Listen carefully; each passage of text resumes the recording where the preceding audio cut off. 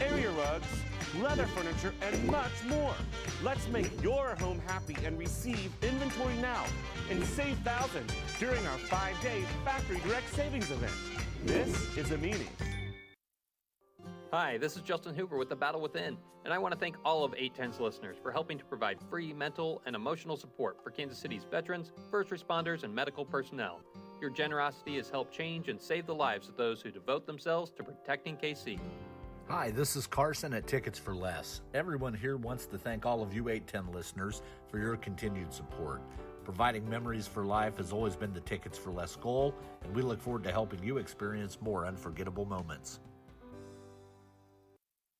Hey sports fans, Joni here, and I'm excited to tell you about the newly opened In the Zone Cryo. In the Zone Cryo will help decrease pain and inflammation, accelerate muscle recovery, increase your energy, and boost your immune system. In the Zone Cryo also offers Instasculpt fat reduction, personal training, infrared heat, compression therapy, and more. Mention Sports Radio 810 and receive 10% off your first service. Come see us at College and Metcalf. Call 913-208-4859 or visit inthezonecryo.com. Feel, look, and perform your best with In the Zone Cryo. Drive for the win and score huge savings at your Kansas City Acura dealers. As Kansas City makes their playoff push, we're pushing out deals on award-winning Acura SUVs and sedans. For a limited time, score jaw-dropping lease deals and low APR offers on the all-new 2021 TLX sedan and the 2021 RDX crossover SUV. The MVP has arrived. Pre-order the all-new redesigned 3-row 2022 MDX SUV and experience the future of luxury performance. Visit your Kansas City Acura dealers today. Isn't this a sports show? C. Spagnuolo is a gift to the human race, really to the whole planet and all together. I bet animals would love Spags also. Actually, I know that's true. He's already friends with the honey badger. He's basically Cinderella. Almost entirely. Trying to imagine how that would go. I actually am right now, yeah. I am, and it's awesome. This is Almost Entirely Sports with Joshua Brisco. What is that, a glass slipper? Is that for my left foot? Is that going to fit on my foot? The ball was yesterday? Wait, what time do we have to go home? Is it midnight? Oh, is it? Listen. What time is it? When is Good morning, guys. Wait a second, is that turned into a pumpkin? What time? Is it AM or PM? Midnight and noon. Take the show with you by listening on the Sports Radio 810 mobile app at 810WHB.com or by searching for Almost Entirely Sports wherever you get your podcasts. You tell me this horse was a rat? Wait, what? The horse is a rat? Why is it wearing your shirt? What's going on with the horse and the rat? Where's my honey badger? This is Almost Entirely Sports on Sports Radio 810 WHB. I'm not fully done basking in the glow of an AFC championship win in back-to-back years. We'll talk about mostly Chiefs stuff over the course of tonight's show. If we get to randomly end up talking about the fact that no one got inducted into the Baseball Hall of Fame this year, then so be it. And otherwise, that will be the only time we mention it. I have a very short take on it. Well, you can save it. You can keep it to yourself. Okay. You can keep it to yourself. Dorks don't belong in the Hall of Fame. We'll talk. Keep dorks out. We may eventually have a semi. If it's semi-serious or not, I don't know. It'll be very sports talk radio. We might get there eventually, but seriously, I just am kind of circling back through some stuff yesterday. Heard some stuff from a few different people over the course of the day today. And saw some stuff on Twitter and everything of fans who are still not fully sure how they're supposed to feel about a championship. Conference championship game being locked up, another Super Bowl appearance in 2 consecutive years and 3 years with Patrick Mahomes. But one of the things that has made me even more want to double down on where we started last night is hearing people talk about Patrick Mahomes from a national angle.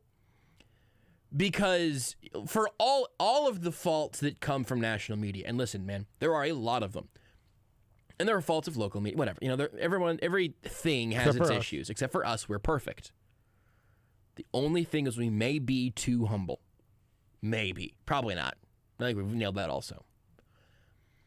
But hearing some people talk about it from a national perspective has been kind of refreshing, because not every national sports talk pundit has spent the majority of their last 12 months talking about specifically that the Kansas City Chiefs should be back in that same spot 12 months later, which is basically what we've been doing. And they are back, and, mission accomplished or whatever to get back to this point, and also job not done, et cetera, et cetera, et cetera. But I heard something. I am extremely bad at remembering where to credit things. This might have come up on the Le Batard show, in something from yesterday or something from today. I listened to it today, but there was a stat that I had heard one way, and then the Le Batard crew, one of them mentioned another quarterback name, and I want to continue to remind everyone that this is the most bonkers possible reality that we're living in. The thing that I think a lot of people had seen over the course of the last couple of days is that now Tom Brady has as many NFC Championship game wins as Aaron Rodgers and Drew Brees. They both have won, and they both won the Super Bowl, but they both have one Super Bowl appearance. Patrick Mahomes now has 2. But also, Rex Grossman has 1. Aaron Rodgers and Drew Brees have the same, and Tom Brady have the same number of NFC Championship game victories under their belt as each other, and as Rex Grossman, The legend. Absolute elite legend. One of my all-time favorite quarterbacks. Hard not to be. Not for the reasons you want to be loved, but he was great. He might have. I don't know what the answer to this would be. He was ahead of his time. He belongs in this NFL. Watching him just chuck 40 passes a game, Rex Grossman was ahead of his time. I'm trying to. My one thought is, I wonder how fast a quarterback has ever gone from winning a Super Bowl to being out of the league. But I forgot Rex Grossman hung out in Washington for a few years there at the end. And he had one terrible season after the Super Bowl season with the Bears. Nope, 2 terrible seasons where he was not playing. That has to be. He has to have some sort of record from just Super Bowl winning quarterback to not being allowed to play the next year. Although I guess Nick Foles, but Grossman was the quarterback that whole year. Yeah, though. And Nick Foles was the backup quarterback, right? Who became a starter because of injuries. Yeah. No, Rex Grossman started 16 games as the 06 Bears went 13-3. Anyway. All of that, I really enjoyed that stat because it reminded me of the fact that, all of the AFC stats are kind of like, they're kind of like all of the NBA trivia from all of the Jordan years, where just wow, I can't believe none of these guys ever won a championship. It's because eventually they ran into Jordan. The thing on the AFC side is that eventually you ran into at least either Tom Brady, Peyton Manning, or Ben Roethlisberger. Because it was literally only those 3 guys, except for one Joe Flacco year, for 15 or 16 seasons. I can't remember how long that ended up going back to, but that graphic was going around a while 3 years ago.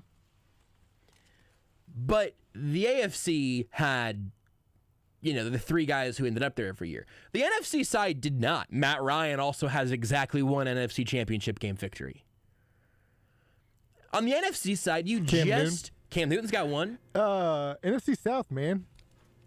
Make it going. Wow, to you're some right. Super Bowl. Every NFC South team has been in the Super Bowl now in the last 10 years, probably. Less, at least. so by a little bit. Say it might be even less, but it's certainly 10. Go NFC South. Look at the NFC South doing big things. By big things, we mean getting the Super Bowl and mostly losing. And losing. Yeah.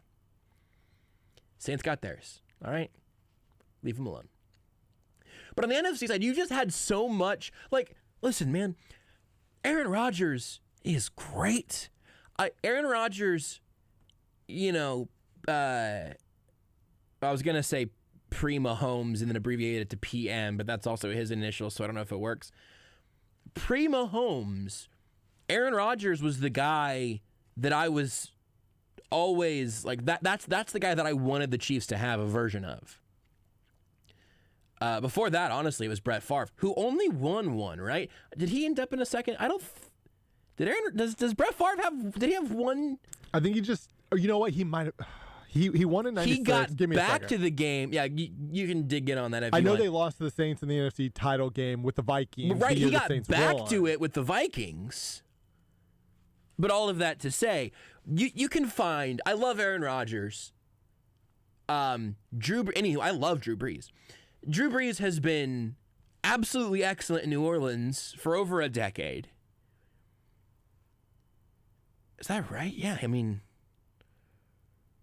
he ended up in New Orleans for close to 15 years. Is that right? Now we're just It was playing. like 2005-ish. I was right? thinking 06. I was trying to remember when Hurricane Katrina was. Honestly, yeah, 2006. Brett Favre was it? I did think that this was the case. He went to back-to-back Super Bowls, 31 and 32. Okay, and he split those Split two. up, 1 Got one it. and 1.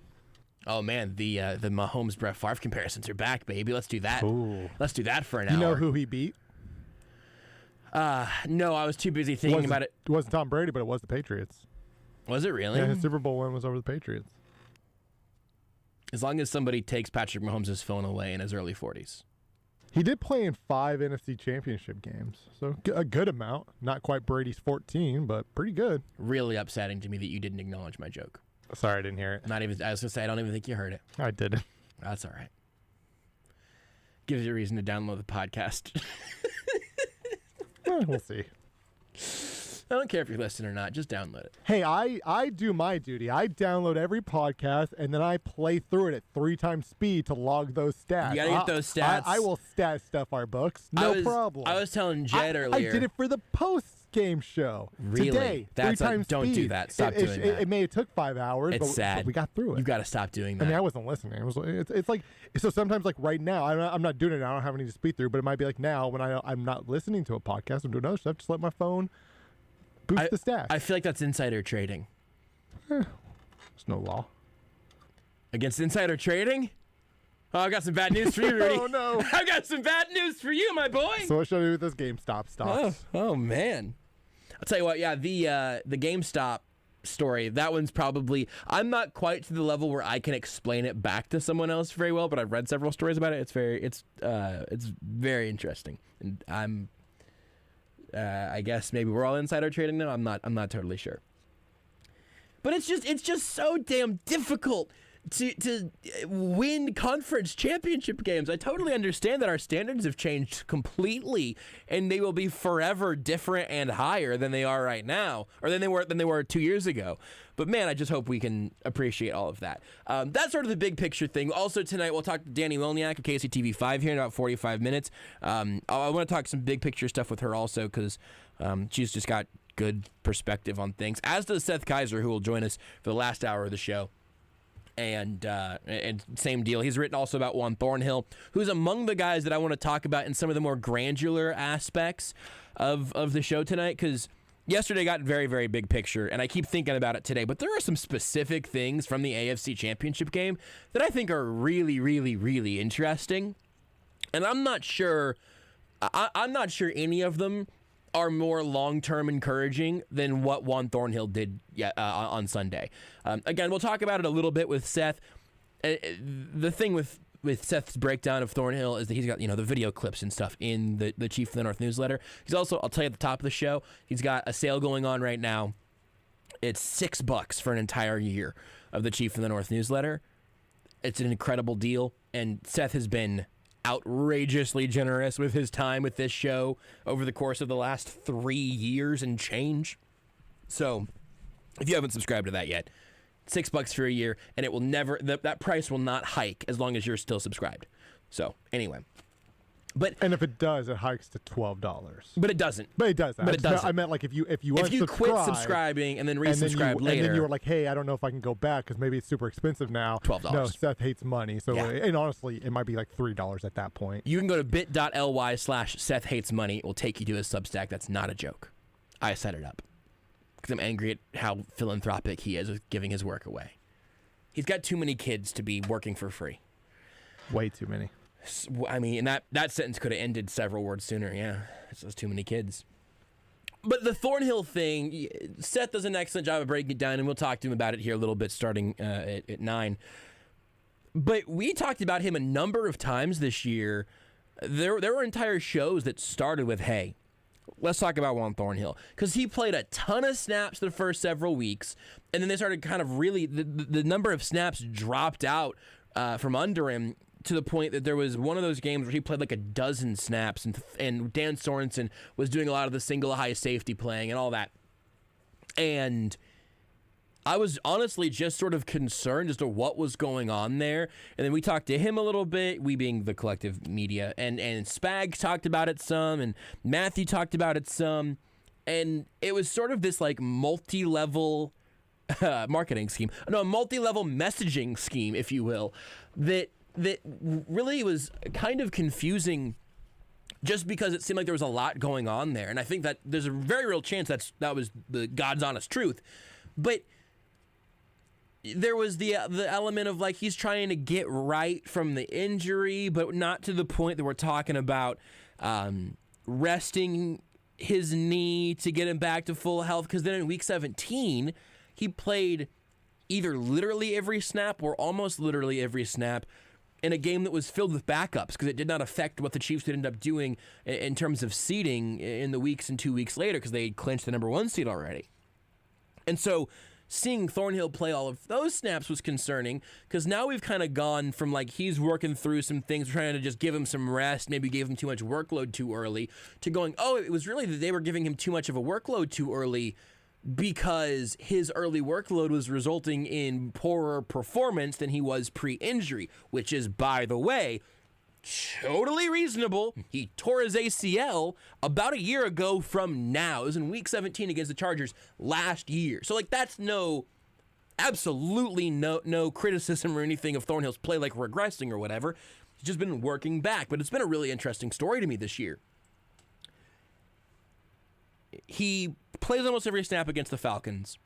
I don't have a bunch of memories of him jumping off the screen against the Browns.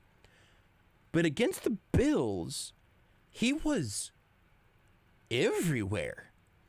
He almost had that pick really early. He had a big hit at some point on a pass breakup. He was near the ball several times, but it wasn't in a way that you thought he's near the ball because he's getting picked on or whatever. And Seth broke this down, and I'll give you the little spoiler that not only was he as good as he looked, in some cases he was better than he looked just on like one watch through the broadcast view, which is so encouraging because I think that there would have been a reasonable case to make that like, hi, I'm nervous that Juan Thornhill's going to ever look as good as he did by the midway point of his rookie season just because we don't know how guys are recovering. And also, I was getting nervous about how Spags was utilizing him because Dan Sorensen was getting some of those single high sort of deep safety reps over Thornhill in a way that made me really unhappy.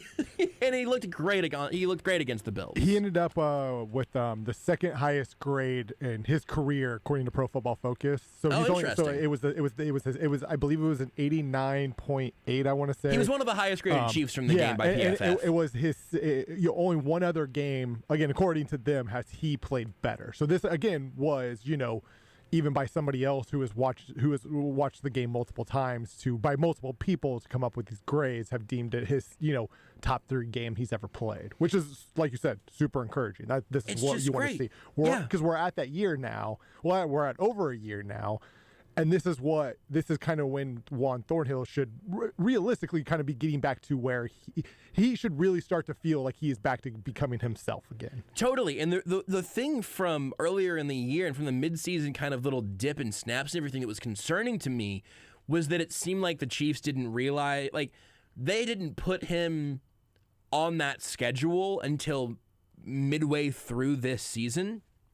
And that was the thing that concerned me some. If you would have said, hey, yeah, Thornhill's going to be out for 9 months and then we're going to bring him back and try to ramp him up a little bit around playoff time or the end of the season, I wouldn't have been sitting here in week 11 or whatever it was, concerned about how much he was playing. But because he played it so much early and then it kind of dipped again, I got a little nervous because it was week 11 against the Raiders. He played 11 snaps. He played basically every snap from weeks 2 through 6. And then a little less, and then basically none other. And his role was significantly discounted until the game I might have said the Falcons. I meant they beat the Falcons, so in Week 17 they were against the Chargers. I think everyone knows that and probably knows that I know that, but I may have misspoken. Yeah, it would have been one thing, right? Like if he started off the year with, hey, game 1, it's 11 snaps.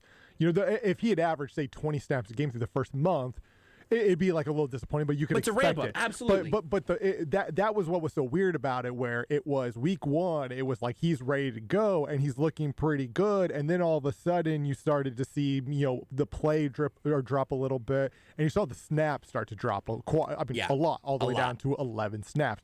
So and not every organization just sometimes makes the wrong decision. Now, when I say wrong decision, I don't mean this as in like, hey, they ruined Juan Thornhill's career. He didn't get hurt because he was playing. It was just he just appeared to be ready sooner than maybe he actually was, and the reality is maybe he was ready week 1, but by playing a lot week 1, all of a sudden it's almost like he played a lot through week 6. Yeah, but yeah, my point being, like, early on in the year, then eventually you hit that wall because maybe you're not quite ready, and maybe that's why. Point being, like, it was weird, but these things do happen, and it does appear at the very least now that he is like rounding into form again, to playing like the player we all believed, the player we all saw last year. Right? Yeah. I mean, it wasn't even believing. We saw it last season. Also, which is huge for a team that's dealing with injuries, obviously, right, and has got to figure out stuff like with the offensive line and stuff, to all of a sudden, in a way, be getting an all rookie caliber, all second year caliber player, a guy who's playing at the top of his, age group. That's a pretty big addition to your defense. He also only played 33% of the snaps against the Browns in the divisional round, which I had not seen until just now, which is really interesting. Yeah, it's a little weird. I don't know what his excuse me. I don't know what his numbers are for the Bills game. I haven't seen snap counts come out yet, and they're not on Pro Football Reference yet. So maybe they're out there somewhere. Even if he was in a limited role on Sunday, which I think there's a chance still. Oh, I do think he played quite a bit. In fact, actually, no, I should be able to. I wonder if Seth actually mentions that in his story, because he charted like all of his snaps. So anyway, regardless, that information should be available somewhere. I don't have it. I've got a sheet pulled up. Give me a second to find them. You turned off my microphone. Did I hit your microphone? You sure did. Yeah. You sure did. I had to yell, "Hey, Rudy!" Yeah, I hope that picked up on Rudy's microphone. I heard that. My bad. Yeah, Rudy said, "Let me look at it," and then he turned off my mic while he was going to continue researching. Okay, I got the numbers here. Okay, what did he end up with? So just for some context, Sorensen and Matthew each played 73 snaps, which was 100% of the snaps, so there's 73 snaps in the game. Thornhill ended up at 56 snaps, which is 77%. So he not as much, obviously, as Sorensen and Matthew, but 77% is a lot, along with 12 special team snaps, which is 41%. And so he is still playing in that, and this also might explain the Browns game. He's still playing in that third safety role, where he is. I mean, he's the third safety, to be terribly redundant. But what the Chiefs do is they play spend so much of their time with three safeties on the field whenever they believe in their three safeties, and especially whenever they're trying to figure out exactly the health of all their corners and everything. They're playing nickel all the time, especially against the Bills. Against the Browns, you're not going to play as much with three safeties because you're kind of always waiting for them to try to run the ball on you. Not the case against Buffalo. Won't be the case. Thornhill was flying around. And yeah, no, you're right. And he'll play closer to 75% of the snaps than 30% of the snaps against Tampa as well. And then my hope is, I don't know if they're going to get a 1-year deal, 2-year deal done with Dan Sorensen. I imagine that no other team in the NFL is going to value him as much as the Chiefs do. But hopefully by the beginning of next season, you're looking at clearly this is a Juan Thornhill, Tyrann Mathieu defensive secondary. Thornhill, yeah, he won't be going anywhere. But Sorensen's not going anywhere. Sorensen's got probably right. Sorensen's got about 3 more years to finish off his Chiefs Hall of Fame campaign. Just thinking about it, man. I had this talk with my dad. The amount of plays that man's made in his career, and there's also a lot of bad plays, but the amount of end of game turnovers that he's forced. Philip Rivers, each of his last throws of the games against the Chiefs, in his final year with the Chargers, both were interceptions by Dan Sorensen. That man has just made so many plays. He's going in the Chiefs Hall of Fame. It's wild. He's going in the Chiefs Hall of Fame. He's got 10 career picks and 3 pick sixes. And I think all 10 were on the final drive of a game. Probably. All 10 were from Philip Rivers. Again, he has made and part of this is right. When you ask Dirty Dan to do too much, it usually turns out it's gonna get messy. It's gonna get dirty. right now he's obviously playing starter snaps. I think part of that is obviously with Thornhill's injury and everything, blah, blah, blah. But when he is your third safety, he can obviously have some impact. It's just the amount of, like, big plays that he's been involved in, both ways, both good and bad. It's like whenever he's involved, it's either something's about to happen. He's like the Josh Allen of safeties. You're either going to see every play, he's either proving you right or proving you wrong. Is why, he shouldn't be out there. Yeah, that's true. I actually don't hate that. Yeah, good point. Chiefs Hall of Famer. One other thing, a positive piece of news today. Diana Rossini of ESPN had the report first that the Chiefs are expecting Sammy Watkins and Le'Veon Bell both back for the Super Bowl. I reported first because I think I said that I was expecting that. After and post game, I think I almost certainly said that yesterday.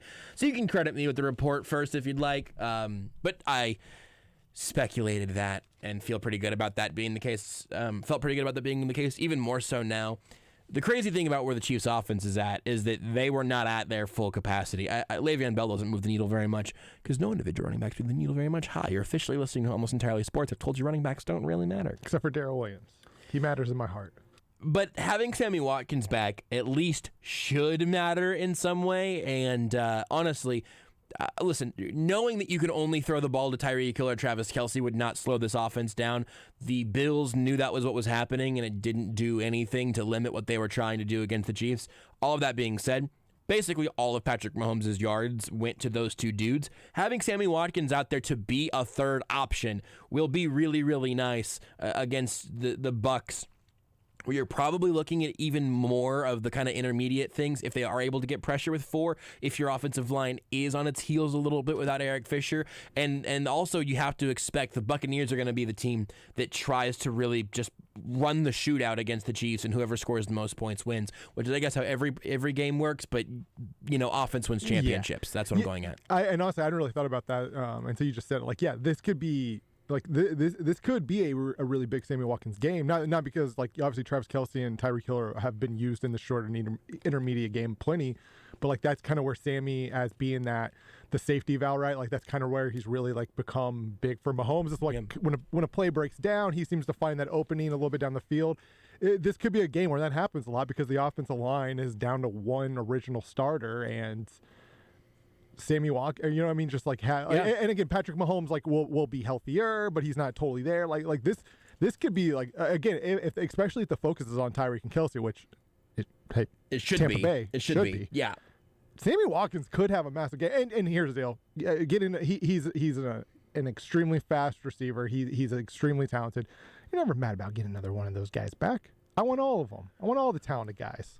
Here's a question from Facebook. Again, I'm not leaving out anyone's name on purpose. Our Facebook chat thing just isn't working quite as well. But now Rudy's probably going to go find it. But the Facebook question says, this was before we shifted gears there, and they just were reading the tea leaves. Do you think the loss of Fisher will cause Kelce's catches to go down because of staying in the block, or will they go up because of Pat's quick/close option on a hot route? Troy Leitner. Thank you, Troy. I think that it will, honestly, this is not really the answer that you're looking for probably. I think it will stay very, very, very similar. If they feel a need to put more help on the left side, which, by the way, I don't really think is where it's going to be. I think Andrew Wiley on the right side with Rimmers going to left is going to be the bigger thing. Now, that still is obviously Fisher getting hurt is the thing that makes the offensive line move around, so I understand what you're getting at there. But here's the thing. If they feel like they need to have extra blocking help, I think you're just going to see Nick Keysor get snaps. I think that it would really be hustling backwards to think too hard and say, well, we can put Travis Kelce out there, but we're going to have him block 30, 40, 50% more often than he usually would to try to keep him guessing. If you are concerned about your pass pro, I think you just have someone else come in to help with that, and Kelce has to be the biggest part of the actual passing game itself. Tampa Bay would be so thrilled if the Chiefs did that. 100%. Like you are giving Tampa Bay a win, essentially. Not necessarily in the game, but like a win in that aspect of the game. Totally. And you just you cannot take Travis Kelce away. That's the hardest thing for a defense to do. You can't do that voluntarily. And I do think that him working in more short stuff, more quick stuff is probably, at least something that they're going to have to consider. but I think that that's always there anyway. So I honestly, this is going to sound a little bit crazy, and maybe I think this was, I think Seth mentioned this again on Times Ours, but we might start getting into some crazy offensive line doesn't matter territory if the Chiefs' offense looks as good as it does, with 4 out of 5 linemen being backups from who started the regular season, and even those guys were deeper down the depth chart than you'd think. But I don't think the Chiefs are going to change their offense without Eric Fisher. I think it's something that they're going to have to be extra aware of, and there might be a snap or two that they don't succeed on because they don't have Eric Fisher, but I don't think that they're going to do things terribly differently because of it, if that makes sense. We need to take a break. Dani Welniak in 30 minutes, Seth Keysor in an hour and a half, all here on Almost Entirely Sports. Want more Almost Entirely Sports? Watch the show live on the Sports Radio 810 Facebook page. You've probably heard Tom Shane on the radio for years, but have you actually experienced a visit to Shane Company? If you're planning to pop the question on Valentine's Day, we're the destination for you.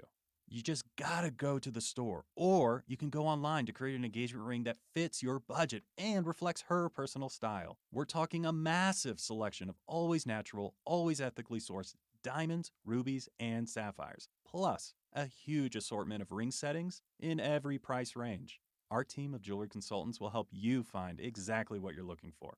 And you can expect zero pressure because they're all non-commissioned. When you're done collaborating, her engagement ring will look spectacular, like nobody else's ring. She'll get all the compliments, you'll get all the credit. And get this, with their warranty, if anything happens to the ring, they've got you covered for life, for free. Do yourself a favor and get your engagement ring your way, only at Shane Company. Now you have a friend in the jewelry business. Shane Company and shaneco.com. Are you tired of living with chronic pain? Well, listen carefully, because there are new breakthrough treatments now available here. Not talking surgery or steroids. These are regenerative cell therapies from the medical professionals at QC Kinetics off 435 and State Line. This is Stephen St. John, and these revolutionary treatments not only alleviate your pain, they speed up the healing process. We're talking regenerative cell and platelet-rich plasma therapies, all new solutions that really work. If you've got pain in your knees or your shoulders, hips, or lower back, you may be able to avoid invasive surgery with these proven non-surgical options. Call now and schedule your free consultation at QC Kinetics, 816-412-6299. If you've got chronic pain and you want to avoid surgery and steroids, call QC Kinetics off 435 and State Line. Call now, 816-412-6299. That's 816-412-6299. Everyone loves shopping online. Well, I'm going to tell you what I tell my golf buddies when they buy clubs. Stop searching for coupon codes. Download Capital One Shopping to your computer. Capital One Shopping instantly searches for available coupon codes and automatically applies them at checkout. Plus, it's free, and you don't even need a Capital One card to use it. That's like hitting a hole-in-one without even trying. Capital One Shopping. It's kind of genius. What's in your wallet? Savings and available coupons vary. When you want Chiefs, follow the leader. Sports Radio 810 WHB. Mahomes floats it, wide open, Kelsey, touchdown, and the Chiefs are running away with it. Yeah, I mean, the Super Bowl is the Super Bowl. Have a chance to repeat and get to do it against the best. I mean, it's something special. I can't wait to go down to Tampa in 2 weeks and give them our best shot. Sports Radio 810 WHB. You're listening to Almost Entirely Sports with Joshua Brisco. So which teams need a downhill? Oh, God, I can feel an ulcer forming. On Sports Radio 810 WHB.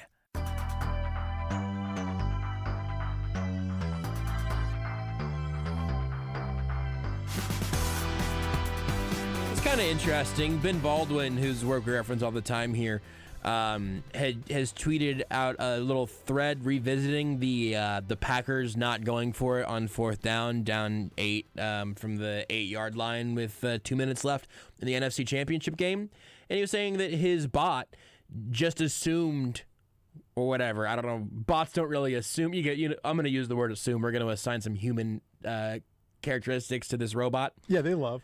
If you cut them, do they not bleed? No. Oh, okay. No, they don't. Do you have to bleed to love? Probably. Loves a battlefield.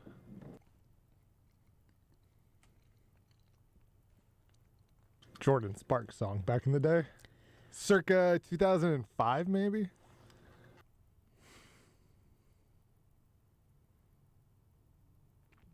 So Ben Baldwin tweeted,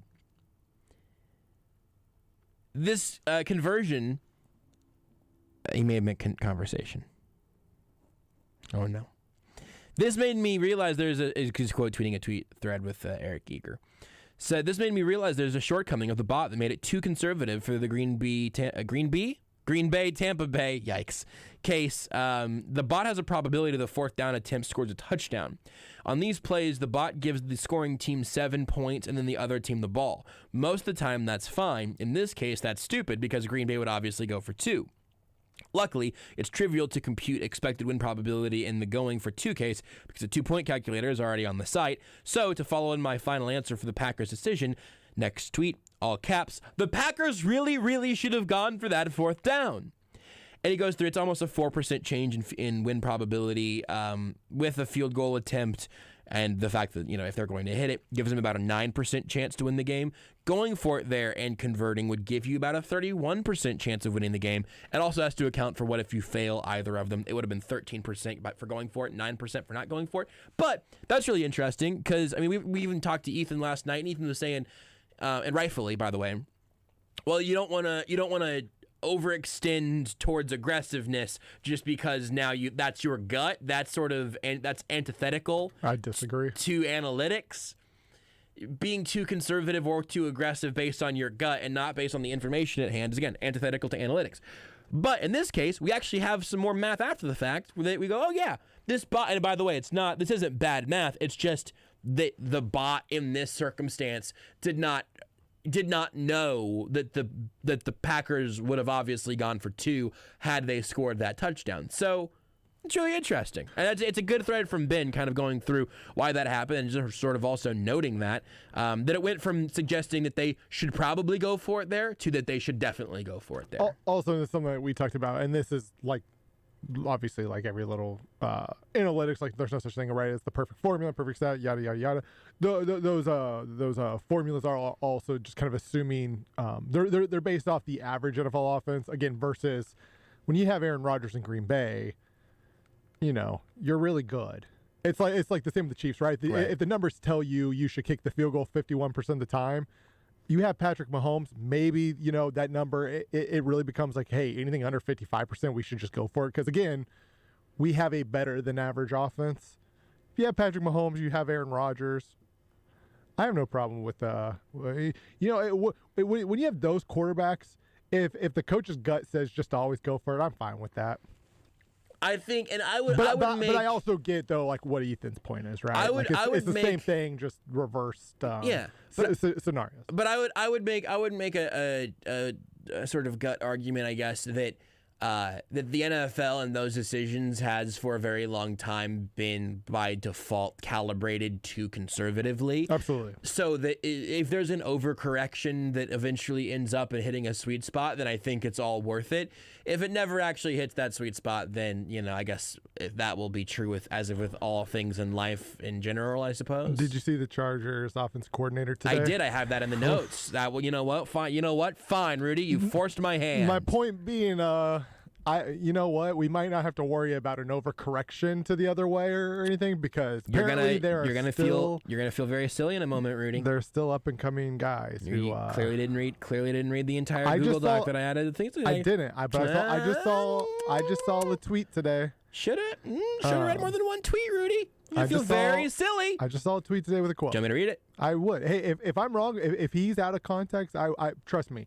I do not want to see Justin Herbert be put in a situation to where he has to hand the ball 40 times per game. So if you can just say that tweet was out of context, I got a couple of elements of it here. I would very much actually appreciate that. I've got a couple of things. I believe these were tweeted out by Daniel Popper, who covers the Chargers for The Athletic.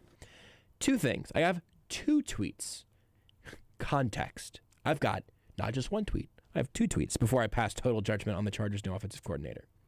New Chargers OC Joe Lombardi on his run-pass philosophy, quote, "There's got to be a balance. mentions an old adage about a high school coach taught him, quote, "You pass to score and run to win." Everything about that tweet hurts. You pass to score, you run to win. And I'm not out here, I'm not trying to like drag high school football coaches, but like you high school pass football to coaches. score, you run to score to win. But also his last name is Lombardi. I have no idea if there's any relation there, but you know, Lombardi's that's old school football. The idea that you do that scoring and winning are different endpoints is hilarious to me. Because it's not even defense wins championships, right? Because like that's whatever. Offense wins games. Defense wins championships. But like, what does that mean? You have to win games to win championships. You have to score points to win games. But also from Joe Lombardi, I feel very silly, Rudy. Quote, "I'm a big fan of going for it on fourth down." Ooh.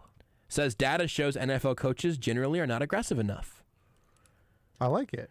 Now, I assume on those 4th and 5s, he's just going to hand the ball off. That's right, and that's where it will become a but problem. You know correct. what? It's better than being pro-run and anti-analytics, right? That's at least, I feel like, a step in the right direction. Yeah, there's a conflict inside of Joe Lombardi. Sure. There are two worlds warring inside of him. Joe Lombardi's got a little Joe on each shoulder. That's right. And one of them's telling him just to throw the ball 60 times a game and never punt. And the other one's just like, establish the run. Yeah. Austin honestly, Eckler, 30 carries a game. I kind of think that every NFL coach probably has those. Some of them are just bigger than others. For sure. Like over the years, Andy Reid's throw the ball every down, never punt his little angel over there has just gotten like more jacked, you know? He's on steroids. It's just gotten bigger. Well, yeah, because he has Patrick Mahomes. His Yeah. steroid is coaching Patrick Mahomes. So he's just gotten kind of more and more jacked over the years, and the little devil saying, "Establish the run," is just sort of withering away. He's in there. But it's just not, he's just shrinking in size. Joe Lombardi seems like he's got pretty good amounts of both of them. I do think, I don't know, I've seen a couple of things from the Chargers, their like introductory press conferences and stuff, and some of the interviews they've done that have made me like a little intrigued about all of that. They seem to be moving in a direction that more NFL teams should be going for. Like maybe they could be at the forefront of kind of this analytic movement. I don't know about forefront yet. Brandon Staley is the new head coach. So we want to uniquely shape our offense around Justin Herbert because he's unlike any other quarterback. When you study the great quarterbacks in the history of the game, they've had systems that have been built for them. That I think is really smart. Like if I was in an interview, if I was interviewing a head coach to coach my team, that's what I would want to hear specifically about Herbert in this case. To say he's unlike any other quarterback, by the way, I don't think needs to mean that he's better than any other quarterback, but he is, in his own way, unlike any other quarterback. I mean, I would rather you say that than say he's like every other quarterback, because you have to appreciate the nuances that are all going on in there. But I do think that they're probably going to utilize what they have, and specifically the idea of like, hey, we know who our quarterback is. We're going to make an offense that is built around him to maximize him. That's how it should be. Hey, listen, Andy Reid had an offense whenever he got to Kansas City, and then it evolved with Alex Smith, and then it evolved and added new elements with Patrick Mahomes. He had a baseline, right? Andy Reid's not running a totally different offense than what he ran in Philly in some ways. A lot of the concepts and like underlying philosophies are still there, but it is also built for Patrick Mahomes, and whenever he's out, you have to change it to make it work for Chad Henne, you know? I do think that this philosophy makes sense, not in a way that I'm like, oh, God, are the Chiefs not going to win the AFC West next year? No, yeah, of course they will. But I do think that's an interesting way of I think it's the right way to be evaluating how you're going to make your offense work for your quarterback, which is also the reason the Texans should hire Eric Bieniemy, but whatever. I mean, at this point, who knows? Who's to say? We need to take another break. There's a couple of things in the various video streams that I want to talk about. And then also, again, Dani Welniak in 10 minutes, Seth Keysor in a little bit over an hour. Some more things from Chiefs Bills, some more things looking ahead to Chiefs Bucks. Again, stuff from the Facebook, Twitch, and YouTube comments. You can watch the show live, any of those places. Leave your comments, and we'll get to at least a handful of them. And we'll get to, I don't know, at least one of them whenever we come back. At JB Brisco, at Beards McFly, at Not That Rudy, at Sports Radio 810. Just do it already. If we learned anything in 2020, it's that life is unpredictable. There are some things that you just can't control. All the more reason why you need to appreciate and hold tight those special people in your life. That relationship you know you can count on no matter what. At Diamonds Direct, your love is our passion. Your relationship is why we exist, and we stand ready to help you create those memorable moments in 2021 that celebrate and solidify those unbreakable bonds. Our selection of precious rare diamonds has never been greater. From a simple 1-carat princess cut to a breathtaking 10-carat round brilliant, we have your perfect diamond in stock every day at the guaranteed best value price in America. And even in unpredictable times, Diamonds Direct's commitment to you will never waver. We promise the largest selection, the highest quality, the best value, the strongest warranties, and the most unforgettable experience. So as life gets back to normal this new year, remember, cling to the ones you adore by showing them how much they mean to you. And we'll always be here to help. Diamonds Direct. At 119th and Row. Honey, what should we do for dinner tonight? I don't know. What do you want to do?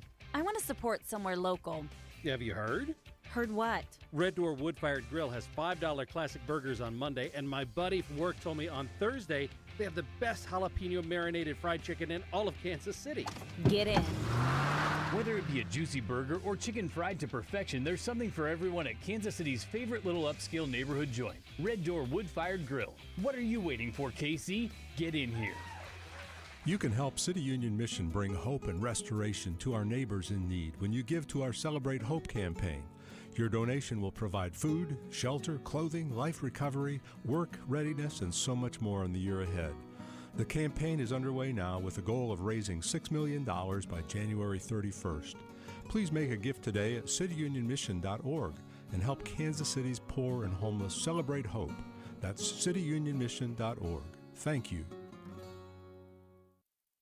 Hey KC, Jeff Badine from Mercedes-Benz of Kansas City. Thanks to you, our loyal customers, 2020 was the best year in our history. We're celebrating with our certified pre-owned event month. Get 1.99% financing and we'll even make your first 2 payments. Rows and rows of premium vehicles to choose from. You can afford your dream car at Mercedes-Benz of Kansas City. Visit us online today at mbfkc.com. Mercedes-Benz of Kansas City, 1/2 mile east of State Line Road on Highway 150. Minutes from everywhere. Financing with approved credit, 36 months, MBFS, ends 1/31/20. 2 payments up to $1,500, select CPO months. At Mercedes-Benz of Kansas City, the executive loaner fleet is a cut above the norm, featuring an assortment of 2020 Mercedes-Benz models. Now, combine that with 1.99% financing on most of the executive loaner cars, and you have a golden opportunity to make your next vehicle a Mercedes-Benz. Need more incentives? They need your trade-in. So go see your next car at Mercedes-Benz of Kansas City, 1/2 mile east of State Line on Highway 150, or online at mbofkc.com. With approved credit, see dealer for details.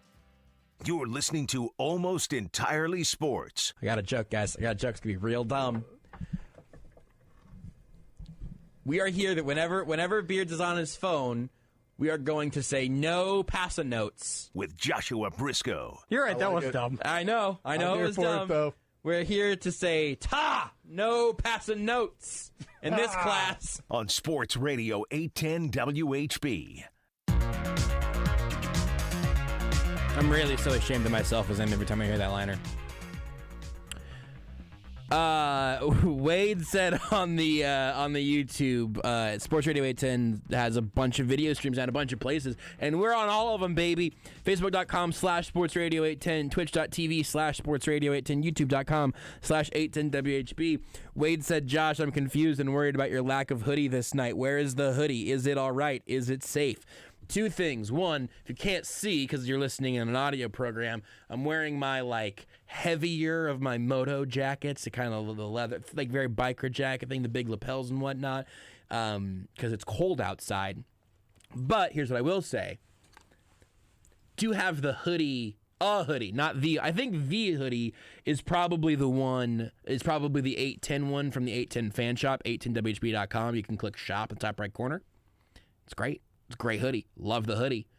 At the very least, go look at the fan shop. There's some great stuff there, and I'm telling you, I will vouch 100% on what can I on this box of Mahomes Magic Crunch. Really, really, right here. I am swearing on this. Which hand goes on the box? Which hand goes up? I'm swearing on this box of Mahomes Magic Crunch that the premium hoodies on the site are already. I haven't even washed it yet, but I wore it 3 times. and it's already one of my absolute favorite hoodies. It fits great. It's super comfy. I felt the material very soft. Very good. Very soft fabric. It was unfortunate that I was wearing it at the time that you were feeling all of the fabric. I kind of just kept waiting for you to be done. I like a soft fabric. You sure did. But I have a thin hoodie like vest underneath this, because I do need to have a hood option, because walking outside it also again is cold. Today was miserable. Yeah, it's not wonderful out there. Regardless, the hoodie is fine and is excellent. There is a comment from, there are two comments from Facebook here. One saying that the Chiefs are more likely to sacrifice a running back staying to help over taking Kelce out of the passing game. Devin Perry. Thank you, Devin. I'm going to go to the next one also about Alabama. Which was Troy from earlier. Thanks again, Troy. But so, to the idea of, will the Chiefs running back stay in to help block more often? I think what is most likely, and this is something we'll probably talk to Seth more about next week. There's a ton of stuff this week. We're bad at getting to everything. But if I had to, project, my guess is that the Chiefs will try to account for whatever edge is giving them a problem, or wherever it's coming from. Honestly, they'll try to account for it in a way where they're not just letting dudes run at Patrick Mahomes.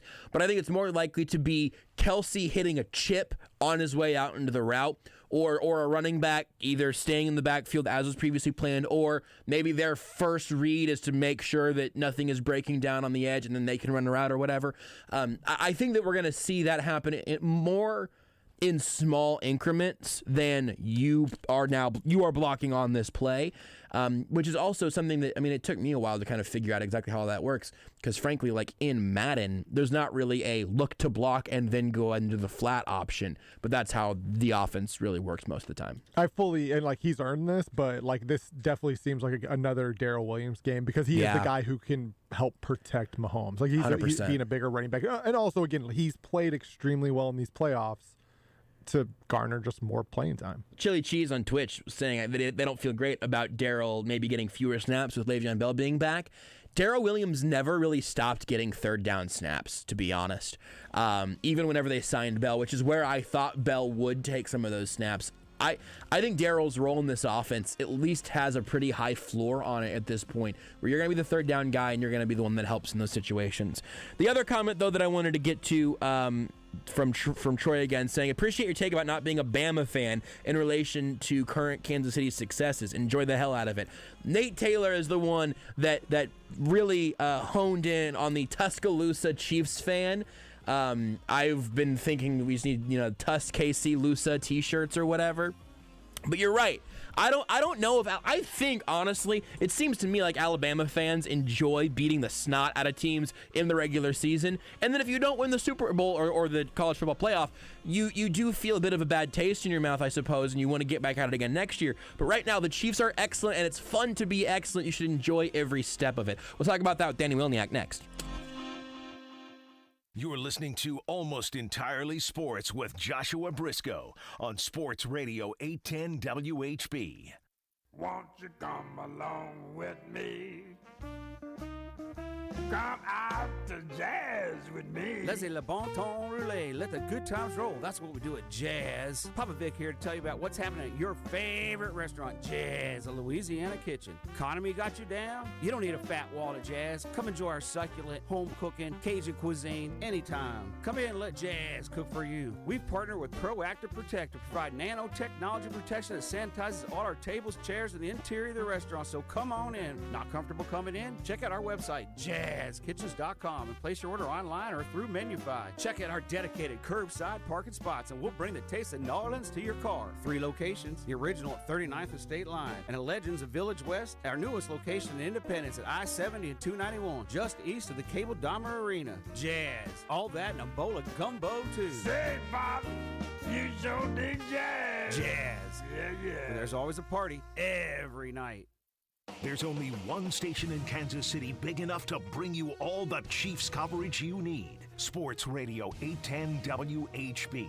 The Chiefs are going back to the Super Bowl. Keep it on Sports Radio 810 for all the latest. We've got a whole week of Super Bowl coverage coming your way live from Tampa. As the Chiefs get set to run it back. Follow all the action right here on your home for the NFL playoffs and the Super Bowl. Sports Radio 810 WHB. What's up, Kansas City? Jake Gutierrez here to tell you about my friends from Lightstream, a division of SunTrust Bank. Are you thinking about the high interest rate credit cards you used over the holidays? I am. When it comes to refinancing your credit cards, you've got options. But only Lightstream was ranked #1 by J.D. Power for customer satisfaction with personal loans. Lightstream's credit card consolidation loans start at just 5.95% APR with autopay and excellent credit. You could save yourself thousands in interest. You can even get your money the same day that you apply. Apply today for a credit card consolidation loan from the company J.D. Power, ranked #1 for customer satisfaction and personal loans. Plus, get an additional interest rate discount simply by going to lightstream.com/Jake. It's lightstream.com/Jake. Subject to credit approval, rates range from 5.95% APR to 19.99% APR. Include 0.50% autopay discount. Lowest rates require excellent credit. Terms and conditions apply. Offers are subject to change without notice. Visit lightstream.com/Jake for more information. Looking for some new gear? Check out the Sports Radio 810 Fan Shop. We've got hoodies, long and short sleeve t-shirts, and much more. And it's all just a click away. Go to 810WHB.com/shop to see the whole selection. That's right, 810WHB.com/shop. The 810 Fan Shop's got gear for men, women, kids, young, old, whatever size, we've got you covered. And we've got new gear dropping all the time. Just go to 810WHB.com/shop to find the latest gear and rep your hometown radio station, Sports Radio 810 WHB. You're listening to the most powerful sports station in the country. Sports Radio 810, WHB Kansas City, the power of sports. This is Sports I'm Kevin Winter. The developing story tonight was that for the 9th time ever, there is no one who's been elected into baseball's Hall of Fame. The class of 2021, empty. Among those who were on the ballot, the closest who came to getting 75% of the vote, which is needed, was Curt Schilling, formerly of the Red Sox, the Phillies, and the Diamondbacks. He got 71.1% of the vote. He was 16 votes shy. There were 14 blank ballots, so even if they didn't submit any ballots, he still would have been shy. This is where it gets interesting with Schilling, as it always does. In a Facebook post tonight, Schilling revealed the letter that he sent to the Hall of Fame yesterday, which he said he knew he wasn't going to get the 75% needed. He could do math. He also does not want to participate in the final year on the ballot. He wants to be off of it. Instead, he wants to defer to the Veterans Committee. Schilling is not happy as how he's being portrayed in the public for his non-baseball on-the-field work, and he's also not happy that he's lumped in with the likes of Barry Bonds and Roger Clemens, who, of course, have their own issues. Bonds got 61.8%, Clemens 61.6%. It's no coincidence that the two are pretty much dead even, considering what they have in common. Again, 14 blank ballots submitted, the most all time. We'll see how this goes going forward. But for the first time since 2013, no one has been elected into baseball's Hall of Fame. News tonight, Andrelton Simmons, shortstop, and the Twins agreeing a one-year, $10.5 million deal, according to Jeff Passan. On ESPN2, Alabama and Kentucky. This one's on ESPN regular. Alabama trying to go to 14-3, leads Kentucky 60-54 in the second half. We're back on Wednesday, and terrific Tom Brady is back in the Super Bowl. So will that impact how his former team retools this offseason? Don't get caught up in the hype, Belichick. Keyshawn, J. Will, and Zubin, Tuesday, 6 Eastern, ESPN Radio. You're listening to Almost Entirely Sports. I bet she dabbles in the analytics. Like, bugs is what she knows. But I feel like if you're a bug expert, you dabble in the annelids a little bit. With Joshua Brisco. I do think Dani's done some research on worms and their families. She gets really into the analytics. On Sports Radio 810 WHB.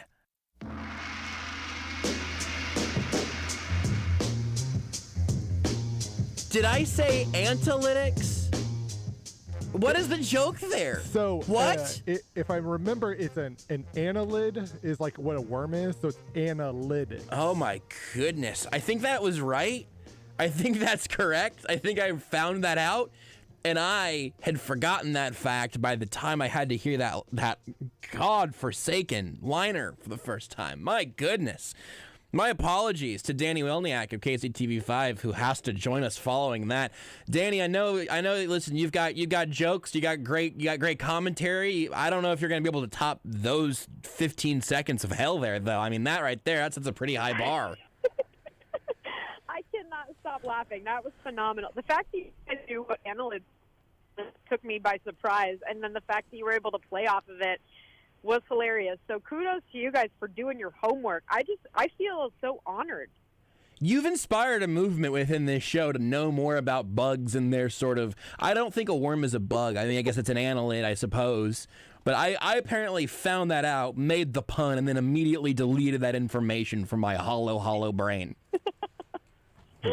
That's so funny. Well, to add upon this, there are 22,000 species of those ringed worms, the annelids. So enjoy that and relish in that knowledge now that you guys are getting to my level. I got to admit it. Like, you're getting to my level. There are 22,000 species of annelids? Is that what you just said?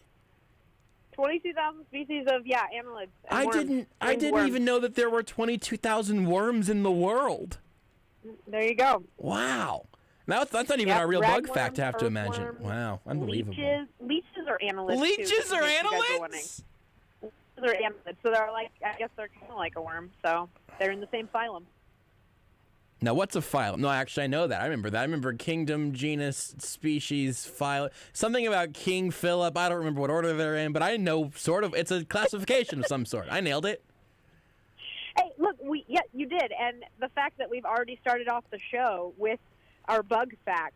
Don't worry. I've got another one in my back pocket. Okay, but very good. We're just getting crazy here. I love it. And it's fitting because I have just a handful of worms in my back pocket, and I've really had an uncomfortable hour of just worms crawling into the chair. This is the worst. This is the worst beginning of a segment I think I've ever done. You've been great. I've been a nightmare. I'm going to just grab the steering wheel, steer away from worms, and promise that we will absolutely come back to bugs. Because there's actually like sort of a bigger like sports philosophical kind of thing that I feel like I've been undertaking the last couple of days that I'm genuinely really curious to hear what you think of how you've thought about all of this these last couple of days, because I've found myself kind of standing between a couple different groups within Chiefs Kingdom, if you will, of they're the Chiefs fans that are hooting and hollering and enjoying every breath of another AFC championship and another Super Bowl trip. And then there's also this subset that has been pretty vocal about, like, I'm not celebrating this. Our standards are higher now. It's Super Bowl or bust every year. And I can understand, where each of those things come from. I'll save where I'm at right now until after you kind of present your case. But I'm just really curious how you feel about how people are, not from the player's perspective, but from the fans' perspective, how people are and in your opinion should be taking all of this in. Yeah, I've definitely seen both of the extremes, but I think that I personally sit somewhere in between where I recognize that if you don't expect that every year, then you're not going to get to that point. And that's kind of, I think, what the players think too, is like, hey, you gotta expect to be there, and you got to, like Travis Kelce said, believe that you belong and that you know that you're going to win another Super Bowl. But in the same breath, most NFL franchises don't get to relish in back-to-back Super Bowls and have a quarterback like Patrick Mahomes. And I think that fans deserve to be excited and to have fun with it, because who knows when this opportunity is going to happen again. I mean, this fan base went 50 years without this chance and without this opportunity. So the fact that our generation here in Kansas City and this fan base right now is getting a chance to really have fun with it and to have a successful team is something that people need to stop and just take a deep breath and just realize, just take it all in, because it is so rare and it's just so fun. It's something that you have the chance to enjoy, and why not be joyful in this moment? And I think that fans need to lean more towards that than the expectant side, because really, let's be honest, as much as fans want to believe that they are a big part of the Chiefs' success, it's guys on the field that are the ones who are going to have to go out there and actually play. So they're the ones who have to be kind of that focus, but you guys get to just kind of ride on their coattails and enjoy it. And that's exactly right. The part at the end is something that I was literally yelling yesterday of we didn't have to start watching film today. Not even us who are trying to break it down and in the media and everything. Like, we will talk so much over the next 2 weeks about Patrick Mahomes and Tom Brady and Chiefs and Buccaneers, and we'll talk about it some here in a few minutes. But you use the word joy, which is what I was also. That's my favorite word to talk about here, because if you can only truly feel the joy in coming from sports, if you can only feel it if your team wins one game in February and the rest of it is all just like procedural to get to that point, you're going to be disappointed way more often than not. Like, I think that the Chiefs are they're as well set up as any team in probably in football history, if we're being honest, to win a bunch of Super Bowls in the next decade. Let's say 4 in 10 years or 5 in 10 years even. And to be in that many in itself is insane. But if you can't have a little spring in your step from a regular season victory over the Bills, and then a nice excitement that comes with going back to the Super Bowl again, which is so hard to do, it just feels like you're making it harder on yourself than you need to. Yeah, and there should be levels. Like, you should be able to have quite a bit of excitement during the regular season. That's why there's the regular season. Enjoy it, relish in the wins, and don't, take the losses too hard, because in the end, this Chiefs team's going to go to the playoffs. But then once they do become successful in the playoffs, each level, you shouldn't necessarily expect it, but, enjoy it. Like, if you win in the divisional round, get excited about it. Enjoy that. If you win an AFC championship, get more excited about that, because you're going to the Super Bowl, literally the biggest stage, in my opinion, in professional sports. Some people are going to argue with me that the Olympics are. I get it. Mm-hmm. But I just think that the fanfare and everything that's around the Super Bowl and how big it is, fan bases should be able to get really excited about that. And that was one of the things that drove me absolutely crazy about Patriots fans, is that they just expected it every year, and then they stuck up their noses at you whenever they had kind of a bad regular season, and they're like,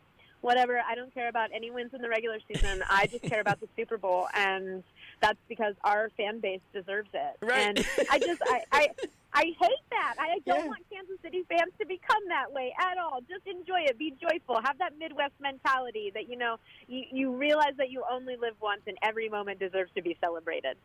It reminds me that somebody mentioned this in the Facebook comments in the show tonight, and it goes back to one of my favorite things that have come out of this season from the wonderful Nate Taylor, saying that Chiefs fans have become Alabama fans, where it doesn't, anything that happens in the regular season, the win is not enough. What is going on with the offensive line? Is the guard play good enough? That there's a little Alabama in Chiefs fans, Tuscaloosa Chiefs fans. I'm pushing Tuscaloosa. That's sort of it's harder to say out loud than it is to see in a shirt or something. But no, here's the thing. Here's what I'm thinking though. I think that Alabama fans have it figured out better than Patriots fans did, because Alabama fans, you've seen how Alabama fans end up behaving. They're enjoying their regular season curb stomping of some other mediocre team in the SEC.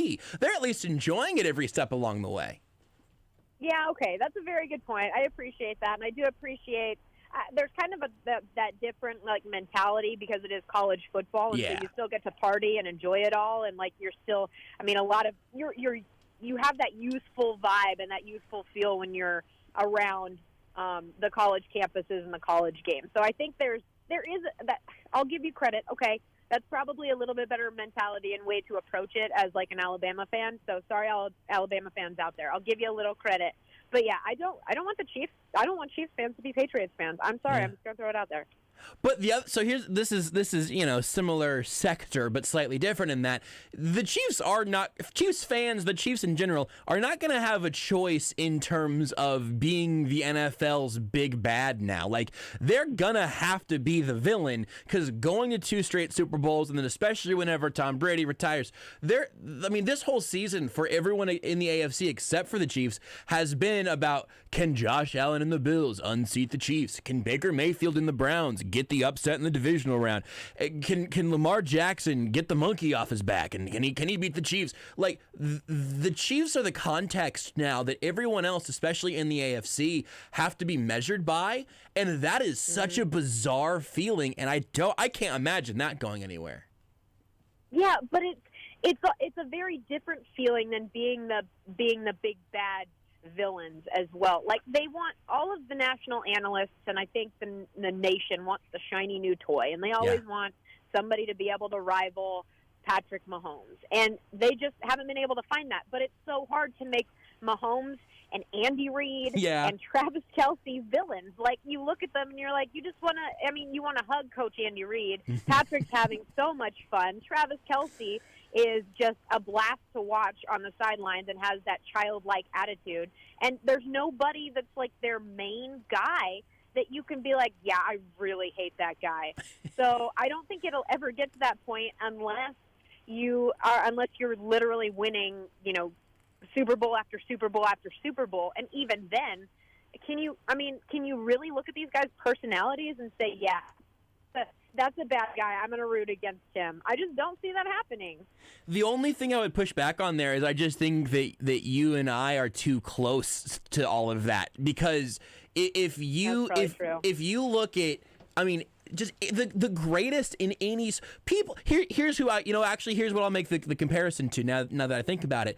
There are people who hate LeBron, and I don't get it. That dude seems about as likable, and like he's trying to do good. He started a school, and people are like, "Oh, bleep LeBron, he's no Jordan." It's like, he started a school though. But people hate him. The people hate him because he's cost their team shots at championships, and he left Cleveland and then went back and then left again. I think that the NBA is a little bit different, though, because you can literally have that figurehead who is like almost like a god to their sport. Like, you had the Michael Jordan, who was the greatest of all time, and now you have LeBron, who becomes part of that conversation. Is he as great as Michael Jordan, or is he better? And then people are very passionate about whichever side they're going to be on.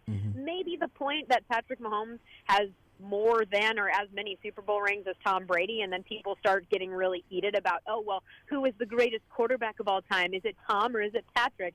And then people start, disliking him maybe a little more. But I just don't see that happening because football is that much more of a team sport. Yeah. And Tom Brady's kind of, put himself out there as the villain and embraced the idea of that villain role. And of course, Bill Belichick didn't do him any favors by being the way that he is in New England.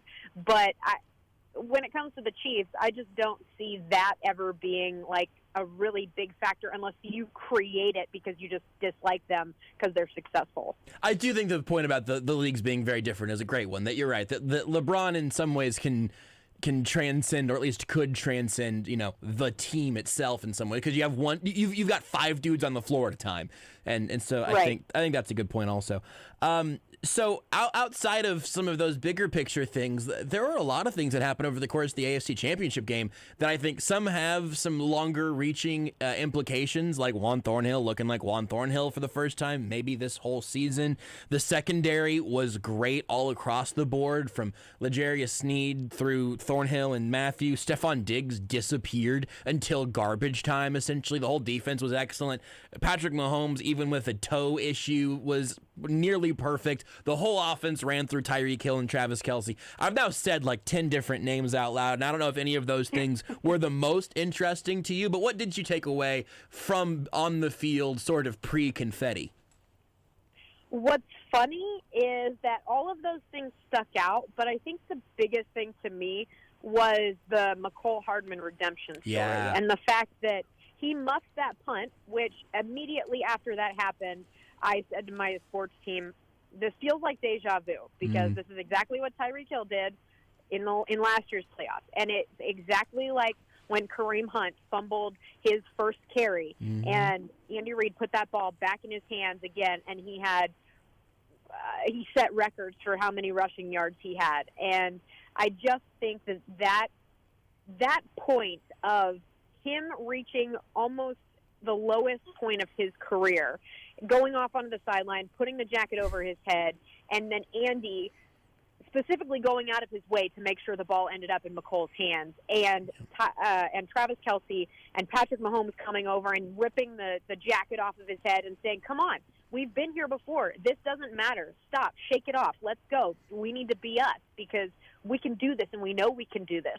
I just think that was almost the biggest defining moment for me, that I recognized, okay, this is they know they can come back from deficits, and they know they can win another Super Bowl, because last year kind of the adversity really defined this team, I think. And having the confidence now to know that you can come back from any deficit and lift each other up like that, it's going to make them very, very difficult to stop and to compete with when you have that kind of mentality. So for me, I know that's like a whole bunch of things in one little event, but I just thought it was a microcosm of what this team is capable of.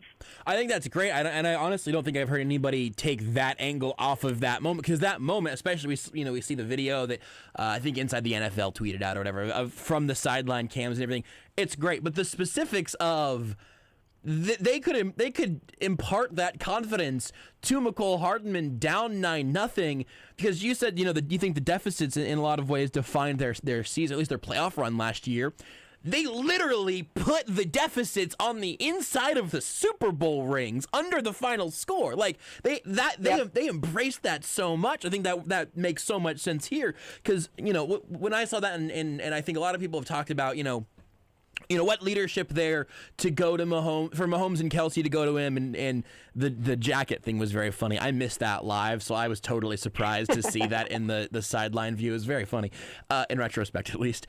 But what great leadership for them to go over and to have that moment and everything, and that I think is absolutely true. But specifically, the fact that there was no one was lying in that interaction, including either of them to themselves, to say, hey, we've been down way worse than this and way later than this before.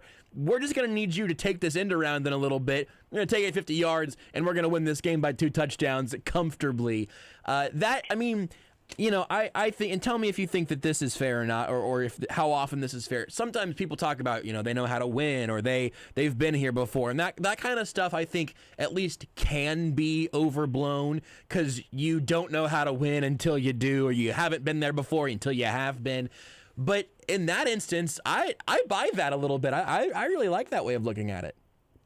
Yeah, because it's something that I think all of us in life, like we're going to get kind of deep here, but I think all of us in life go through those moments of adversity where you just think, what in the world is going on, and why can I not get out of this rut? And the Chiefs last year, they got out of those ruts over and over and over again. And so when they find themselves in those positions now, when you're down 9-0, you look at it, and Mahomes goes up to his teammates and says, we've been here before. Let's do it again. Like, there's no panic. There's all sorts of confidence, and they're willing to lift each like that. And I think you see quarterbacks, go into the huddle and run up and down the sidelines and yell at their teammates and say, we got this, we can do this, we got this. But there's just a different aura about the way Mahomes does it. If you watch that sideline video, you'll see it. And I think, Tom Brady's got this too, where he has a way of firing up his teammates because he is so calm and stoic most of the time. And so when he does get fired up, it's something that they don't see very often. So they respect it more, and they recognize that he's willing to put the team on his back to make this happen. And I think that's a big factor when it comes to Mahomes too, is that, okay, he came over and told me that even if I screw up, he's going to put me on his back. And I know that he's going to come through and he's going to basically save my butt because I screwed up. And so you want to go back out there as a player and play for him and play even better for him. And I think another thing that comes of that is just all the teammates, and like the great blocks already and the excellent blocks from Travis Kelce. Like, they weren't going to let him fail. And I think that is so big. Yeah. Yeah, I think that's great. I love that. Let's look ahead a little bit, then, because I don't know if we'll get to talk to you again.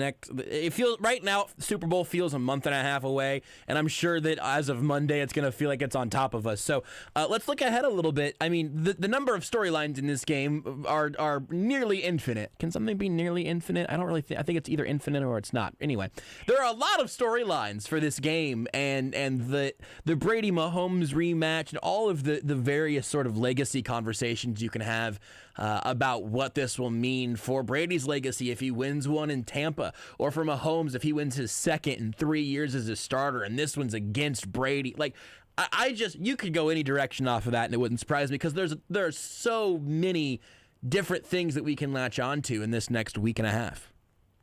Yeah, I mean, I will jump right on the bandwagon and love the Tom Brady versus Patrick Mahomes and what Brady's trying to accomplish with a second team and doing it on their home field for the first time in NFL history, and Mahomes trying to go for his second Super Bowl ring, and Andy Reid trying to cement his legacy. I think he's already a Hall of Famer, having gotten one ring, but you just solidify that with two, I think, especially for both of Reid and Mahomes. But I think something strange that might be kind of a little off the wall.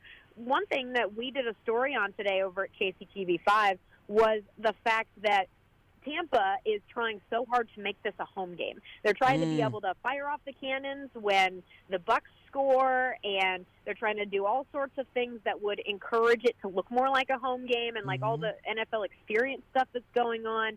Like a bunch of Tampa fans, because they knew that they were going to the Super Bowl first, put in all these like reservations, and they're limiting it because of COVID. So now Chiefs fans are having an issue trying to get into the stuff that just surrounds the Super Bowl and not even the game. So you're like, okay, even the fans have a little bit of a chip on their shoulder because of the way that they're trying to handle all of this. And I don't like it. It works me up. And so hopefully the Super Bowl is supposed to be a neutral site, even if it is at home. And so I don't like it at all, but I kind of like it because you use whatever they can as bulletin board material. I didn't know any of that. The cannon thing, I wouldn't even thought twice about, because it kind of is a home game, but you wouldn't let them take cannons to, if the game was in Miami. That would be insane. That's fascinating. I also, I try not to narrowcast this much usually, but if my mom is listening, my parents now live just outside of Tampa. My parents and my brother and sister moved to Florida a little while ago. And I know they've got like the reservations for the whole whatever the fan experience is. They had that planned already. And I know there's a bunch of Chiefs fans in that area. There's going to be some rowdiness. And basically what this is ending in is, Mom, please don't get arrested trying to fight a Bucs fan. It's not worth it. Don't go attack someone wearing a pirate hat. It's not worth it. I love your mom already. The fact that you have to be concerned about that just makes me love her so much. I'm so worried. I'm so nervous that someone's eye patch is going to go from being decorative to being very, very important. I'm very worried about all of that. That's great. Well, you know what? I'll track her down in Tampa. I'll watch out for her. I got you. If you're gonna be down there, she might find you first. And if a random woman screams like "Dani" at you, just assume it's my mom until further notice. That's gonna be there's a pretty good chance that I'm gonna get some weird texts this week. That really hasn't hit me until just now, but like the number of Kansas City media that's gonna be within driving distance to my immediate family could really create some, I guess, good tweets or bad texts. I don't know which. Let's do some ding dang bug facts, Dani. Rudy, hit the music. Your wonderful original creation created for exactly this moment, never before heard on this radio station. It's so good every time. And by every time, I mean every new song is good. If you don't know, Dani is a bug expert because you took... Was it one class in college or was it multiple classes in college? I can never remember. It was invertebrate zoology. It was just one class, but it was part of my zoology minor. You have a zoology minor. That's it. Oh, it's so good. Okay, perfect. I love it. All right, what is your bug fact for today, Dani Welniak, who, whatever your major was in, doesn't matter, certified zoology minor, and also of KCTV5? Very simple. Something that everyone can remember is that butterflies taste with their feet. I love this. I think Rudy just learned this. I've heard this one, and this is both wonderful and terrifying. Do you have any idea how well they taste with their feet? Because I can't give you a specific number. Makes sense. They taste 70% with their feet. I don't know. I've never been a butterfly. Yeah, no. I mean, excellent question to a really terrible, an excellent answer to a really terrible question. I don't know. I've never been a butterfly is probably the best answer anyone's ever given on this radio show. You guys can definitely tag that one. So next time I'm on your show, I've never been a butterfly will probably be heard. I mean, it's just the worst question I've ever asked a human being in my entire life. Is how well do butterflies? Why would you know that? I don't know why you would know that. Well, and I don't know how to measure that. How do you measure that? Do you? I mean, I can't talk to a butterfly. Maybe there is some obscure research out there on how much they actually taste with their feet. But I would presume 100% because that's how they taste. You've absolutely laid out for this, and it was an overthrow by 15 yards. Right. I appreciate it. You really put it out there, but it was not going to happen, and that was not your fault. That one is barely even a target. So Dani, tell everybody real quick what the plan is for this week and next on KCTV5 and where everyone can see all of your guys' coverage as you get even more hype for the Super Bowl this time around. It is Chiefs all day, all the time at KCTV5 right now. We have our locker room show at 7 o'clock, our Drive to 55 Chiefs special at 10:15 every night, and then starting next week we will also have another special every single day from 6:30 to 7:30 on KCTV5, just talking Chiefs. So you can follow me at KCTV Dani, and we are going to be down in Tampa starting Monday, so it'll be a lot of fun. Thanks, Brisco. Absolutely. Look out for my mom, and sorry about that dumb butterfly question. I tried so hard. It made it even worse, because you really did. Thank you, Dani. We'll talk again soon. Thanks, guys. Bye. Dani Welniak of KCTV5. You heard everything. You can watch all. Just turn on Channel 5 at some point, and you're probably going to see Dani or Breland and something Chiefs happening in front of, behind, or just generally around them. And butterflies can taste with their feet. How well? I guess we'll never know, because no one on this show has ever been a butterfly. I'm an idiot. Did you know you can listen to Almost Entirely Sports anywhere, anytime? Well, you can. Just search for Almost Entirely Sports wherever you get your podcasts. Hey, Kansas City, it's Brian Pringle with Victory Ford at the Legends in KCK. Victory Ford is dedicated to one thing, serving you. Our staff are experts in providing you the knowledge needed to make the right decision on your next car or truck. Fantastic customer service doesn't end when the sale does. Our dealership also staffs a 5-star service center with the highest rated technicians and amenities. Visit us at the Legends Auto Plaza on the southeast corner of 435 and Parallel, or online at victoryfordkc.com. Victory Ford, where our first price is better than their last. Hi, I'm Rick Edelman. With the inauguration behind us, we can all expect new laws and regulations affecting the economy, taxes, student loans, trade, commerce, and more. What does it all mean for your investments, and what should you do now as a result? Get the answers in my special presentation on the election and your investments. The webinar's today at 3 p.m. and 8 p.m. Eastern. I'll show you the impact political parties have had on the stock market, and I'll also give you the 3-step investment strategy you need right now. The webinar's free. Just register at rickedelman.com. That's ricedelman.com. At Edelman Financial Engines, we've been helping folks just like you get through every election since 1986, and we can help you now, too. You'll be surprised at what I have to tell you, so if you missed this webinar before, this is your last chance to see it. Join me today at 3 p.m. and 8 p.m. Eastern. Register now at rickedelman.com. That's ricedelman.com. Hi, this is Justin Cole, Private Wealth Manager at Creative Planning. Over the last few years, we have grown to one of the largest nationally recognized wealth management firms in the country. While we are proud of our success, we are most proud of our Kansas City roots. We were founded in Kansas City and remain headquartered here because there's no place we'd rather be. We are Kansas City strong. Thank you, Kansas City, and thank you to our clients. If you're not a client, we invite you to reach out for a free, no-obligation financial review. You can find us at creativeplanning.com or by calling 913-338-2727. Find your style with Patriot Lighting from Menards. We carry a great selection of interior lighting products. Check out the Leaf Island light. Its stylish design will add a modern touch to any kitchen with its satin nickel frame and graphite accents. Just $149.99. The Brooklyn Island light comes with vintage style bulbs and has an industrial feel. Right now it's only $189.99. Save on everything to update your home now at Menards. Price is good through Sunday, January 31st. Save big money at Menards.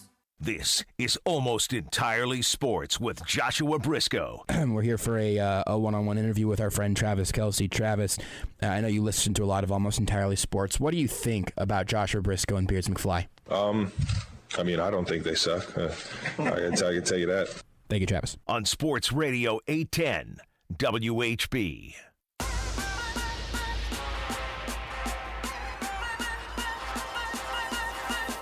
From worldstrides.com, those sensors are located on the back of the butterfly's legs. The insect will step on its food to sense dissolving sugars. Even more importantly, a female butterfly will use her feet to drum on a plant and quote-unquote taste its juices. This helps her decide if the leaf would be edible to a caterpillar and therefore if she has found the suitable place to lay eggs. Basically, what I think I'm getting at here is that I don't think they've got, they've got more sensors than taste buds, I guess. More, they're not getting bitter, salty, sour, sweet, umami. Is there another one? As much as it's just like, does this have, is this edible? Which is still amazing. And every time a butterfly has landed on you, it's tasted you. Just remember that. I'd rather not remember that. Remember it. What if I didn't, though? Every time. Speaking of dumb questions and also the fact that Duke is on TV right now, I was late to this story at some point, but I saw it on Twitter a couple days ago that a student journalist had asked Coach K about, the next steps. I'm guessing Duke had lost because Coach K was in a real crappy mood. Yeah, I believe this was after the You know what the K in Coach K stands for? This could go... Crappy mood. Okay, so this could go a couple ways. Believe it was after they had just Louisville had hit a buzzer beater to beat them. So the student journalist at the Duke student newspaper, who, mind you, had driven from North Carolina to Droven's Louisville. Not a word. You're he student journalist Rudy Salazar. Yeah, he got in his car and he drove. He drove his car. He drived it from. He drived it. Are they Durham? I don't know. I don't care. I forget. Anyways, he from Duke to a road game. Yeah, 8-hour trip each way. So the kid asks. He's not paid. The kid asks. Well, listen. It's college. Everyone does it for the love of whatever, including Coach K, who does not take a salary. The kid asks, what are your guys' next steps from here? And Coach K says, "What's your major?" And he doesn't. His Zoom is muted already. He says, "What's your hardest class?" The kid says, "Econ." He's like, "All right, so what if you go in and you take a hard econ test, you come out and ask you what your next steps are? What do you do?" I don't remember what the kid said at that point. That might have been the end of the answer. Yeah, Can he not respond again? He didn't say anything. What he should have said was, well, if I was being paid $10 million a year to take that econ test, I'd probably have my next steps figured out. He did not say that. Punctuate that again. Mike. I feel like in that situation, you have to just call him Mike. If a student reporter called Coach K Mike to his face... If anybody called Coach K Mike, I don't think he's been called Mike in 30 years. Now we're doing the thing from that one true dorkazoid in Alabama who says his name isn't Saban. His name's not Nick. His name's not Saban. His name is Coach Nick Saban. You call him Coach Nick Saban. His name is Mike, but I don't think anybody's called him Mike in 30 years. I think his wife calls him Coach? I think his wife probably calls him K. I feel like his wife just calls him K. Apparently, Coach K makes $9 million a year. Sorry, I gave you an extra milli there, Coach K. Mike. I would kill to watch just anybody just one time. I don't care about the context, just to call him Mike once. This is kind of inside media, which I enjoy hearing people talk about it. I'm certainly biased, but. There is an obvious amount of decorum that happens in all sorts of media-based interactions. don't be a jackass to people, and they probably won't be a jackass back to you. The person who elevates the jackassery is the one who is now the jackass, right?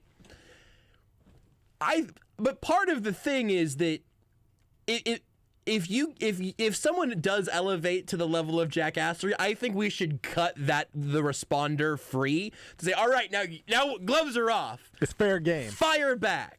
And what I really would love to have would just be a designated jackass in each Zoom call or each press conference room. And most days they will not need to say anything. But there's just one person that they can go from event to event. Maybe they're national. Maybe every local market has one. Yes, I'm willing to be this person. Or it's expected that if someone, and by the way, someone on either side, it could be coach, could be media member, if someone is being a jackass about anything for some reason, then you have your designated JA, we'll call them, who can just spit back at them. I think that would really help. I don't know what unity. I don't know. I think that would really bring the world together. To just know, because if Coach K knew that he could, for no reason, bark at a student reporter, "What's your major?"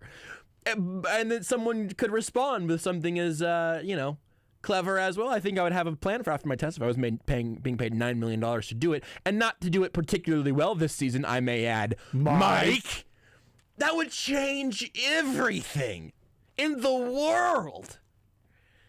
Rudy, you were saying there was a backstory of Coach K hating student media? Yeah, so Coach K does not like the, I forget what they call the Duke paper, student newspaper, but he is not a fan of the student newspaper. This dates back to his time in the 90s. This was before he had ever won national titles or anything. So at this top point, he really was Mike. He wasn't Coach K yet. He was Mike.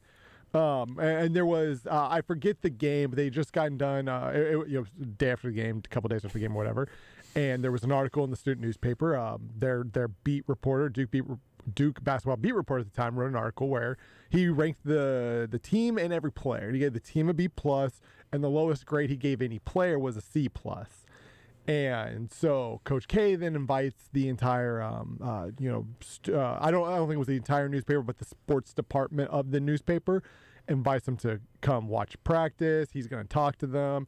And again, the students go there under the premise that this is going to be kind of a learning experience for them, right? They get a chance to see Duke basketball kind of behind the scenes. Mm-hmm. They get a chance to see to maybe learn more context about what goes on a day-to-day basis in this program.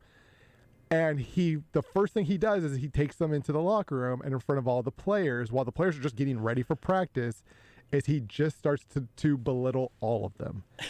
And goes off on how the media, not the players. Not the players, yeah. Yes, the student media, and about how it is their job to support the basketball program, and how the basketball program can't have success if not for their support, because athletes, other high school kids are not going to want to come here. Their job is to support the basketball program. So I've got two enormous takeaways from that. Actually, three. One, Coach K. We're gonna have to start keeping this list, by the way, Rudy. I don't know. I don't think we can go retroactive. I think maybe it even starts. Maybe it starts today, or it starts with one. I don't remember even where we started a couple days ago with this. Welcome to the Dork Club, Coach K. Oh, the Dork Club. I like having a Dork Club. The Dork Club is here. Oh, the here. Dork the other day was a texter. No, but I wasn't willing to totally put him in the Dork Club. That's fine, but I think that's what. No, there was somebody. Because I said. Yeah, you're right. I was on Twitter. I tweeted about somebody being a dork. The texter was the second. And you've inducted Kurt Schilling into the Dork Hall of Fame. It's nice he can get inducted into something. Yeah, he deserves to be in for something, right? I'm good with that. But I think Coach K and Kurt Schilling can both be inducted into our Dork Club. For me, when I really leaned into it was people who were tweeting about Kareem Hunt having no touches in the first half. That was a list of dorks. That's what I. And then also people who were tweeting about targeting during the national championship game, and then no longer tweeting about it during Dan Sorensen's hit against the Browns. That was also up there. So for the Dork Club, do we need specific people, or can the broad group, right? The people who tweet, or does it have to be Coach Mike? I think he is in the Dork Club as Coach Mike. As Coach, I think it's just Mike. I'm good with that. I think it's Mike. I think it's Mike from Duke. That's good. Mike from Duke is in there, and Kurt Schilling can absolutely be in there. We got Kurt Schilling and Mike from Duke. Yeah. First time, long time.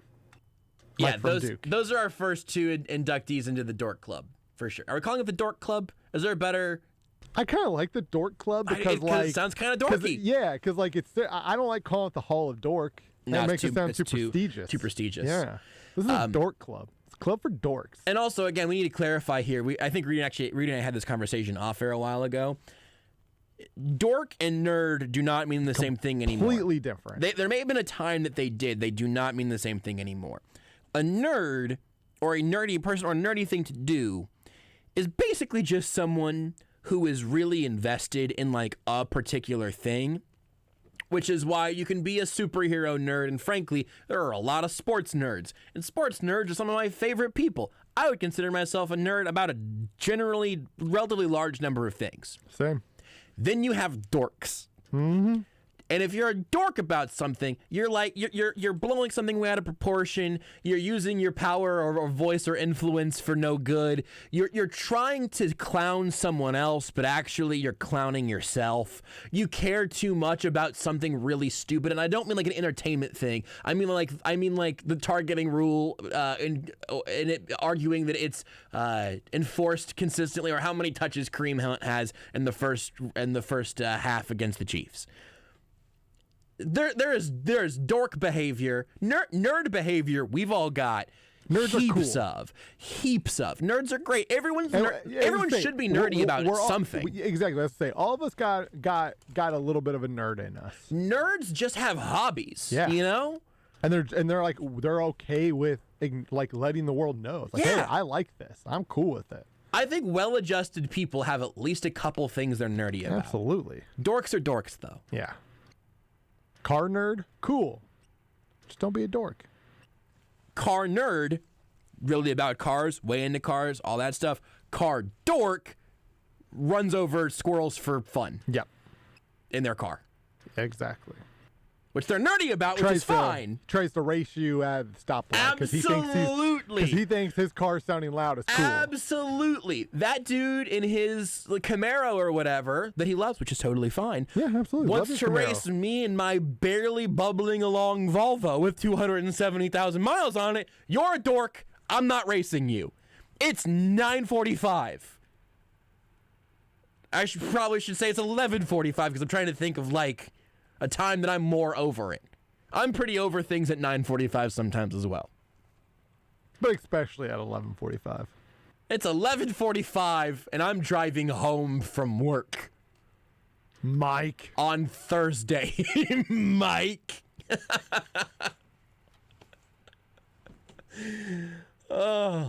Anyway, that's very good. Here's my two Coach K notes here. Two things that stood out from me. I've forgotten one of them already. Because there was three. No, the first one was the Dork Club. Yeah, the Dork Club thing, yeah. Second thing is that student newspapers do not exist to bleep the bleep of the organization they're covering. And that could be anything. Student newspapers do not exist. I might accidentally shout out the university president of my alma mater twice in like 4 shows here. But sometimes, in fact, most of the time, the student newspaper's job is to uncover the stuff that you're trying not to let be uncovered because people should know about it. Mike. I think the other thing may just be that I know what it's like to be talking to someone as a member of a student newspaper who is not your biggest fan in that moment. And it usually means you're doing something okay. I'm pretty sure I had a different thing. Oh, I did. Here it was. How old's Coach K? I mean, how old is Mike? He's got to be what, like 72 now? 73? How old is Coach K? He's definitely in his 70s. 73. Coach K is 73. How did millennials get the sensitive label? Your student newspaper writes about how your teen has a B+ at this point, and you bring them in to be a dork about it in front of your entire team? If If Twitter didn't have a mute function, I would have 3 different people on a weekly basis telling me to kill myself on Twitter. And it's just part of the gig. It's just something that happens. You think I'm an idiot? I mute you. It's fine. It's okay.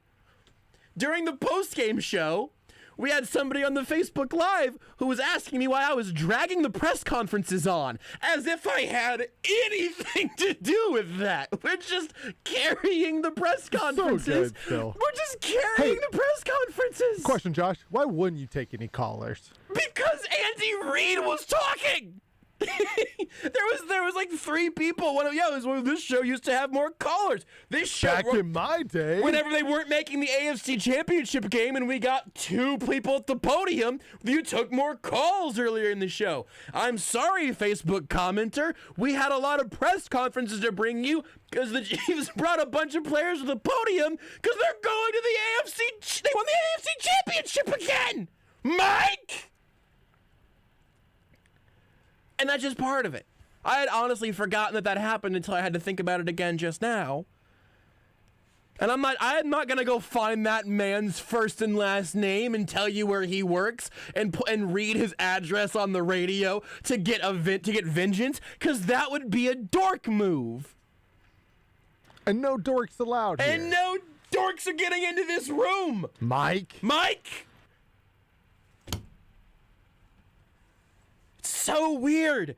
It seems so crazy to me that you can be that rich, powerful, respected, and beloved, and the way that you're going to respond to such an innocuous question from a student reporter is to say, "What's your major?" If you bombed a test like we just bombed the test, and you got paid $9 million to do it, would you be thinking about your next steps? Is this slipping into my Pennywise impression? Georgie! Mike!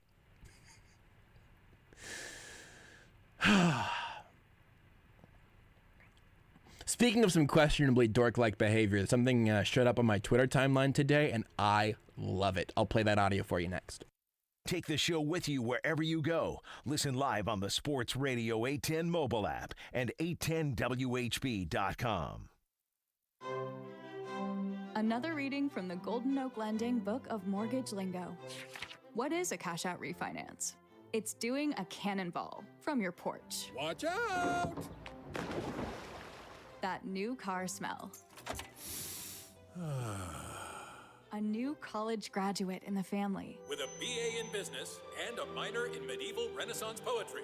Reading the words, paid in full. Woo-hoo! Did it! At Golden Oak Lending, we speak mortgage and love translating it for our customers. Right now, rates are at a low 2.5%. Call 913-890-GOLD or visit us online at goldenoaklending.com and talk with an experienced local loan officer who will guide you every step of the way. NMLS 114937, 2.5% fixed, 2.655% APR on conventional 15-year mortgage with 30% equity and approved credit. JLB Corporation, 8595 College Boulevard, Overland Park, Kansas. A KC tradition since 1957, Hereford House is a locally owned steakhouse that has served generations of Kansas Cityans. Hereford House exclusively serves certified Hereford beef, which has been proven to be naturally more tender and flavorful than other brands. All their steaks are aged 21 days, hand-cut daily, and grilled over an open charcoal flame. This process provides a wonderful aroma and delicious flavor that cannot be duplicated by any other cooking method. Hereford House, Leawood, Independence, Shawnee, and Zona Rosa. Rally House, shop every team in town, college and pro. Come on, it's time to go. Time to run it back, Kansas City. Shop the largest selection of Chiefs, AFC champion, and Super Bowl gear at Rally House. New postseason styles arriving daily. Kansas, Missouri, Kansas State, Chiefs and Royals make KC great. Rally House, it's your city, it's your house, it's the Rally House. Selection varies by location. Limited quantities while supplies last. This is Almost Entirely Sports with Joshua Brisco. Friends who bleep on Virginia together stay together. Exactly. On Sports Radio 810 WHB. Occasionally I'll see something on Twitter that will ruin my day. And that happens way more often than I'll see something on Twitter that will make my day. You mean like daily? Like daily. And sometimes I'll see something on Twitter that will do both. And that's pretty much what I want to talk about this this segment. Also, Darth Muldad on Twitch asked if we saw the TJ Watt exit interview stuff. It's hilarious. I saw that someone tweeted that TJ Watt like stormed out after the Steelers were eliminated and told them to ship his stuff from his locker and whatever to Wisconsin, and that he was never like he was just frustrated or whatever. And then TJ Watt quote tweeted that. It's like, boy, I'd love to know this dude's sources because it's certainly not the owner, GM, or coach who I talked to in my exit interview before taking my stuff myself. I imagine that was the end of that story. If not, then maybe there's something else that I haven't seen yet. Also, Facebook commenter says, does Seth garner entry into the Dork Club? And this needs to be a weekly thing. Oh, the Dork Club will stick around. Seth is absolutely not on the Dork Club. Seth is a football nerd. And there might need to be another word that sort of occupies a space in between those. But between dork and nerd. Yeah, because Seth can be. So even like being dorky is sort of different. Dorky is almost like quirky, you know. But if you're a dork, that's different. You can be dorky, right? Like and yeah, it's have become dork. Yeah, if you're being dorky, it's you're intentional. I feel like when you're being dorky, that's an intentional decision, right? Yeah. Like and you're meant you are doing that with the intent of little fair use. You're parody. kind of making fun of dorks to an extent. If you're a dork, you're just a dork. Yeah, and I think you can be a dork about something, and maybe you can be set free from the Dork Club, you know? Yeah, you can always. Redemption is something I firmly believe in. You can always be redeemed. I've probably been a dork about something at some point. Absolutely. But I don't think I've been fully taken over. I haven't been fully corrupted by the dork, you know? Like we've all been a dork, but a dork is always a dork. We've all been dorky. Yeah. But when you're a dork, you're a dork. When you're a dork, you're just a dork. Anywho, much better of a segue. The Funhouse Twitter account, I think the @ is back after this. They for a long time tweeted Mike Francesa clips, but then Francesa retired and then came back and then retired again. And I actually don't know if he's still back, actually, but I think that they stopped tweeting clips from him because they were like copyright striking him. I don't know, it doesn't matter. But there's a clip from Colin Cowherd's show today that I would like very much for you to hear. This is Colin Cowherd talking to Peter King on Colin Cowherd's show today. You've known Andy Reid a long time. It is, he may be we said this yesterday, Joy and I did, he may be the easiest person in the NFL to root for. Sometimes he'll text me pictures of a play. He's like, hey, look at this play I just did, Cowherd. And, obviously I'm deleted. I'm not going to send it to anybody. So, Rudy, go ahead. I don't even have to tell you this. I know. Go ahead and just get to kind of the end part there. From sort of he'll text me pictures of a play beyond. Did you just shock yourself? What just happened, Rudy? No, there was like a ringing all of a sudden came out of my headset, and it like legitimately like hurt my ears. Weird. I didn't get it on this side. Just so you. I mean, I guess it could have just been like within my own ears or something, but it just I don't know. That was weird. I'm Cowherd's listening. He heard me call him a dork to you. He's a maybe dork. Colin Cowherd could easily end up in the Dork Club, but he's got to do something to get into the Dork Club. Give me the end of this again here when you get a chance. Peter King definitely knows Andy Reid. Peter King wrote a story last year about Andy Reid, and there's like a time in which the two of them are like texting about meeting up at 3 a.m. so he can ride with Andy Reid to go into work that day and stuff. Peter King knows Andy Reid. Hit this again, Rudy. Sometimes he'll text me pictures of a play. He's like, hey, look at this play I just did, Cowherd. And, obviously I'm deleted. I'm not going to send it to anybody. I'm just going to say that sounds like someone pretending to have Andy Reid send them plays. Because before there was even a chance for a follow-up, even mentally, you're like, no, listen, there's no evidence of any of this. I wouldn't show you if there was. I mean, there's not any because I deleted it because I'm a good friend. Andy Reid and I are good friends. Look at this play, Cowherd. That whole last 9 seconds audio is so ridiculous. It's just on literally so many levels. It's just, I mean, it is 1 degree of separation away from like Yeah, you know, my girlfriend, she goes to a different school. She sends me pictures all the time. I'm not going to show you anything. I delete them immediately. She's in Canada. She lives in Canada. I mean, like, listen, I'll show you. I'm not going to show you pictures or anything because, I mean, come on, it's my girlfriend. I'm not going to send them out or anything. Don't ask, and don't ask me what her name is. If Colin Cowherd can prove that Andy Reid has ever sent him a play and says, look at this play I just came up with, Cowherd, I will issue a public apology. I'll put myself in the dork club if that's what it takes. But that audio clip is magical, and Colin Cowherd has been delivering lately. Seth Keysor's next.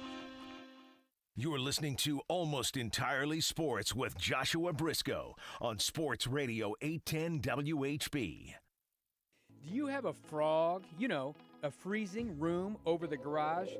Now that everyone is home, are you looking to convert your frog into an office, a schoolroom, or a comfortable room to escape your family?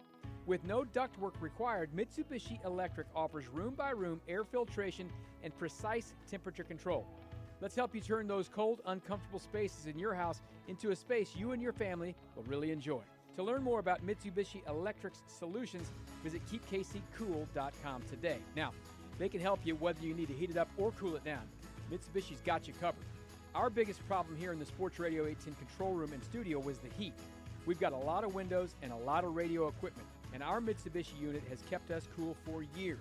It works like a charm, and it works quickly, and it's whisper quiet. It's been a real game changer for us at Sports Radio 810. Check them out at keepkccool.com. That's keepkccool.com today. There's only one station in Kansas City big enough to bring you all the Chiefs coverage you need. Sports Radio 810 WHB. The Chiefs are going back to the Super Bowl. Keep it on Sports Radio 810 for all the latest. We've got a whole week of Super Bowl coverage coming your way live from Tampa. As the Chiefs get set to run it back. Follow all the action right here on your home for the NFL playoffs and the Super Bowl. Sports Radio 810 WHB.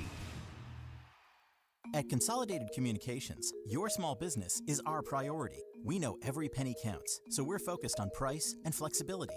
Get powerful, reliable internet with no data cap, starting at $19.99 a month when you bundle with phone. Choose from speeds up to 100 megabits and lock in savings up to 3 years. Plus, get free installation. We also offer business website solutions to help you enhance your online presence. Visit consolidated.com/fastbusinessinternet. Not all services available in all areas. Terms and conditions apply. Every business should advertise their product or service, but with the expense and advertising choices out there to choose from, many businesses just rely on word-of-mouth referrals. Now there's an answer. For less than $5 per day, KC Referral Network will promote and market your business on 4 of the most effective advertising platforms: radio, direct mail, digital marketing, and referral directory marketing. KC Referral Network. Go to saleskc.com. That's saleskc.com and increase your sales in 30 days. saleskc.com. Sports talk powered by fans. Sports Radio 810 WHB Kansas City. The power of sports. Now it's time for very serious football talk with the man who met his wife on a blind date, chaperoned by his parents. They actually came along on the first date with us. There was a... No! I rode in the back seat. I was 22. The man who needs to take a minute to remember the names of all of his children. Do all of your kids have the same first letter? No, actually. Let me think. Do any of them? Tucker, Mason, Cole, Isabel, and Lucas. The man who can defend you in court, but will probably choose not to. I'll cop to this on a public setting right now. I am an aggressive cuddler in a consensual sense. Comma, officer. Good grief, he's a pastor too? When does this guy sleep? You will find Seth Keyser everywhere except for in his or your bed, because not only does he not sleep, he's also a faithful husband. So that's important. It's Seth Keyser of The Athletic on Almost Entirely Sports. The Chiefs are back in the Super Bowl for the second consecutive year, and I feel like many people around Chiefs Kingdom have sort of met that with a bit of yawning indifference, which is the first thing that I want to talk about with Seth Keysor of the Chief of the North newsletter, Times Ours on The Athletic, and The Athletic itself. Follow him on Twitter at RealMNChiefsFan. And yes, there is a special deal going on right now if the Chief of the North newsletter is not cheap enough for you at the moment. But before we sell the people on that, Seth, I really do want to know how you felt whenever this AFC Championship game was ending in the Chiefs' favor, as opposed to where you were at this point a year ago. It's a very, very different feeling. I didn't cry when the Chiefs clinched their Super Bowl berth last year, but I welled up. It was very, very emotional. This year, it was more just after the Chiefs scored their second touchdown, and went up 14-9, I knew. And it was a different feeling. It's just a very different feeling for a lot of reasons. And then they just started kind of boat racing them. It was, even when they just got a field goal at the beginning of the third quarter, I just knew. You could even tell, and I know we'll talk about the game, but you could even tell when the Bills went up 9-0, they were struggling to move the ball, and the Chiefs were moving the ball with ease. They just had a bad drop, and they had a muffed punt, right? Yeah. They had these dumb mistakes, and then they moved the ball with ease and scored a touchdown. You could see the difference.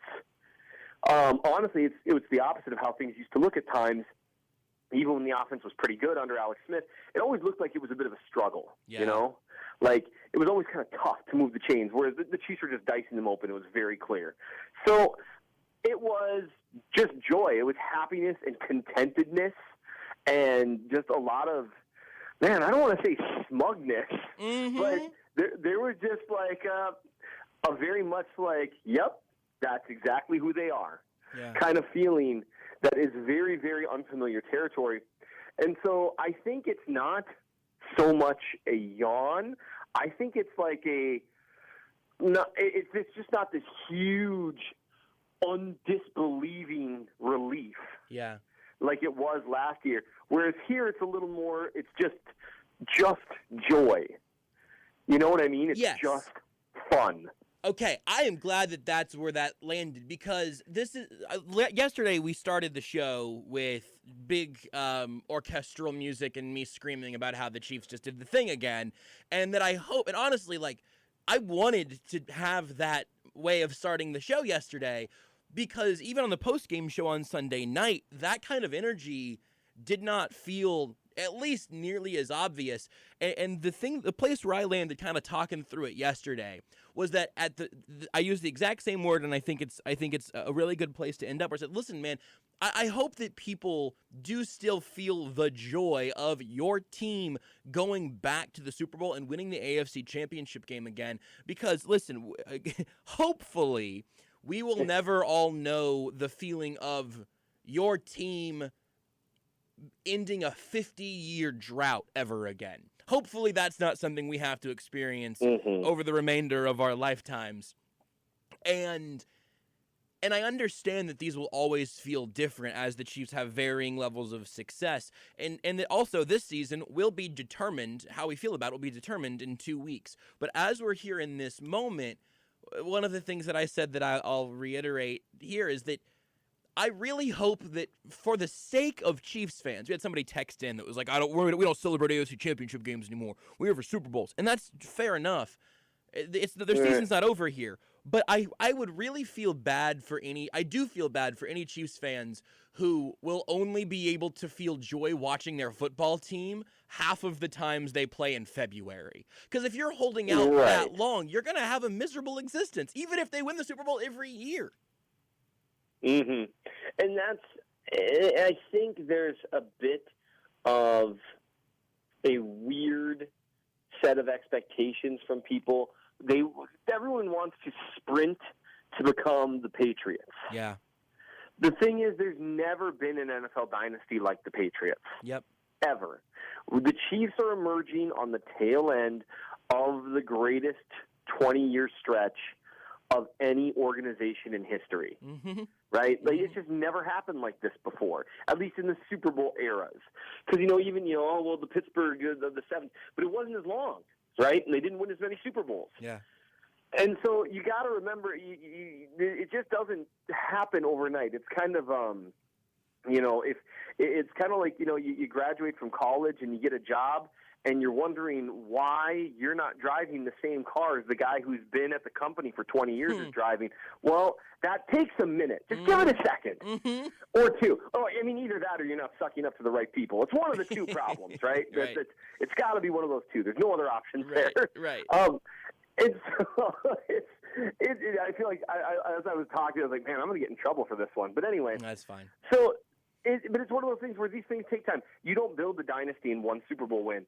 I was listening to Therese Paylor and Charles Robinson on their podcast, which I can't recommend highly enough. They do a great job.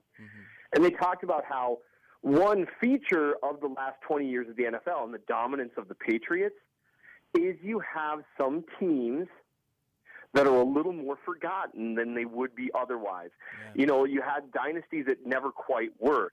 The Seahawks, because of one inexplicable call, one of the few times in history where you really should have just run the ball, man. And that's, the Seahawks, they were about to have back-to-back Super Bowls. Yeah. And they would be remembered very differently, and the Patriots would be remembered a little bit differently. They'd still be remembered as one of the greatest teams in history and probably the greatest, dynasty in history. But it's a little different, right? Suddenly it's 5 Super Bowls instead of 6. Everything gets remembered a little differently. So all this is a long road to a short thought. I mean, the Falcons could be remembered very differently. So you're not a dynasty yet. This idea that because you've won one Super Bowl that you can't celebrate victories, then you're not cheering for football. You're not cheering for the Chiefs or watching football for the same reasons I am. Yeah. I watch football because it's fun. Yeah. I watch football because I enjoy it. I think it's a beautiful sport. I think it's incredibly intricate and interesting how everything comes together. That's why I watch it. Now, I obviously cheer for the Chiefs. I cried when they won the Super Bowl. It meant so much to me. Still does. But that doesn't mean you can't celebrate other things because otherwise, why are you even watching the games until the Super Bowl? Yeah. And so even people who say that, and I mean this with all due respect to the texter who may well be listening right now, you don't really feel that way. It's just a cool-sounding thing to say. Yeah. Because, I think even Andy Reid said as much post-game, He said, well, I'm going to appreciate this whenever I get 2 seconds to sit down. And then also, they started watching film yesterday. Like, I know that, and that's fine. We also, by the way, none of us watching film, unless listen, Mr. Mahomes, I think I'm older than you, but I'm going to go, Mr. Mahomes, if you're listening, Patrick, thanks. But assuming that you're not, if you're listening to the show right now, you moving on to the Super Bowl the day after the AFC Championship game is not necessary. It's okay to soak that up for a little bit. The other thing, you mentioned the Patriots, and that is the blueprint, right? They went a decade without winning a Lombardi trophy. They went they did. Decade. This stat blows my mind every time. Wes Welker does not have a Super Bowl ring, even though he played with Tom Brady and Peyton Manning. That doesn't make any sense. That doesn't seem right. If your thought right now is, I wonder if Josh has that wrong, I've done the same thing to other people who are smarter than I am. Wes Welker never won a Super Bowl. These things are, I know. It's crazy. But yes, that absolutely blows my mind. Because I think he lost to the Giants in the Giants Super Bowls twice. I'm going to pull it up again to get you the specifics. But, that kind of stuff just simply doesn't make any sense. And it's true. He's a 5-time Pro Bowler and a 0-time champion, Wes Welker.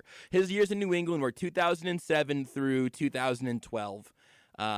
And let's see, I think I can probably get you the exact extent of those games. I don't know, I'll figure out at some point to kind of bookend it. Sure. But how nuts is that? It's crazy, and that's where people need to understand how rare it is to win multiple Super Bowls. And because they compare every dynasty to the Chiefs, or to the Chiefs. See, I'm doing it too. We're doing it now. You compare every dynasty to the Patriots, you forget how incredibly rare that is. Like, okay, the early 90s Cowboys, how many Super Bowls did they win? Was it, it was 3 total, which is made famous by the fact of Troy discussing, 33% and all that fun stuff regarding Patrick Mahomes. Yeah. And shout out to Times Hours. Troy who? I read in a Ringer article today where it was referencing Troy Aikman having been one of the few quarterbacks who's won 3 Super Bowls, and they included him with Terry Bradshaw, and they said, and even those guys wouldn't say probably that they're better than Mahomes. And I thought, that's weird that that's not going viral. Yeah, there's a pretty good way to fact check that also. I'm not sure that's true. So the big thing is, the Cowboys, that a great team. No one disputes that the Cowboys in the early 90s were a dynasty. They won 3 Super Bowls. Joe Montana's great San Francisco 49ers teams, they didn't win 6 Super Bowls. Yeah. That's just not how this works. And like you said, the Patriots, what makes them unique as far as a dynasty goes is what you really have is 2 dynasties that get connected because you have the same head coach and the same quarterback. Basically, everything else was different. It was basically 2 very different teams that played very differently. And so it's kind of, but they made it to multiple AFC championships. They could just never get over the hump, and that happened year after year after year. And so getting to the AFC championship game is hard, especially when you don't play in the AFC East, just for starters.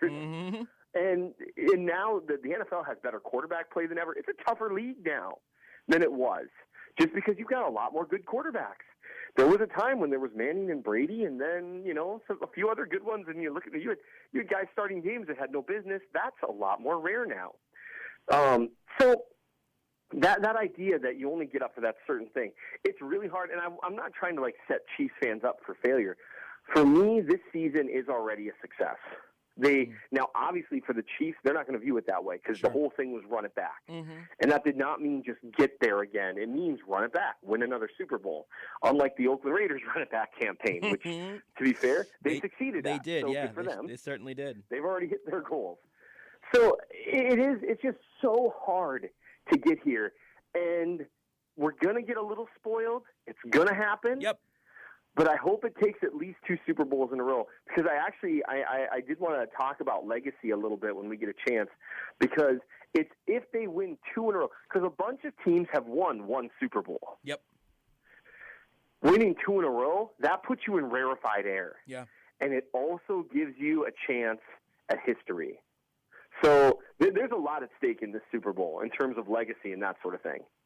I'll give you this also. So Wes Welker's first year with the Patriots, they went undefeated and then lost in the Super Bowl to the Giants, the first one of those. His last year with the Patriots, they lost to the Ravens in the AFC Championship game before they went on to beat the Niners in the Joe Flacco elite year.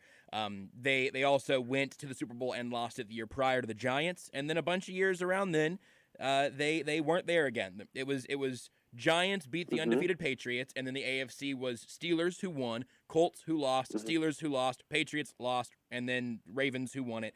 And then that was his last year in New England. I mean, that's for Wes Welker, which is just, again, a crazy stat. But it shows you, those. That is that very went crazy, undefeated. and it shows how hard it is to get there. Yes, it's really, really difficult. And so, yeah, I honestly, for this part of the discussion, am living in the moment, not projecting what's going to happen in 2 weeks.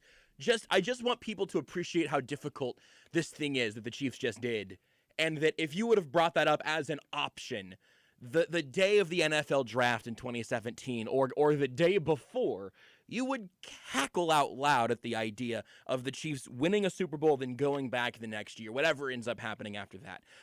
So I wanted your perspective on that, because I find you to be someone who's pretty good at appreciating a big picture and making sense of it. So that's where I wanted to start. And now I want you to sell your newsletter to people, and then we'll talk about legacy. So right now, I thought it would be really fun to celebrate the Chiefs' Super Bowl berth. And so, as most people, I think, who listen to your show know, I started up the Chief of the North newsletter in June. The response has been overwhelming. It was supposed to just be something I was going to write an article a week or something like that, but because so many people have signed up, I've tried to do a lot more. I've actually already written 2 articles since the AFC Championship, one on them being the villain, and the other on, one on the offense being unstoppable. Yes. Excuse me, I've talked about them being the villain more than enough. And I want to talk about that article because I think it's really important, because the conversation this week is going to be a lot about Tampa Bay's defense. And the other was one that people were clamoring for was Yes. a Juan Thornhill film review. I went back and looked at every snap that he took to try to figure out if he was as good as it looked in the broadcast. And spoiler alert, it was better. And I know we're going to talk about that. I'm very excited to talk But about right that. now, Right now, you can subscribe to the Chief in the North newsletter for $6 a year because mostly just to make you angry, Josh. It's so but Seth, it's insane. It's 50% off. Go ahead, finish. Just say the thing. You just go to mnchiefsfan.substack.com. You can find links on my Twitter at RealMNChiefsFan.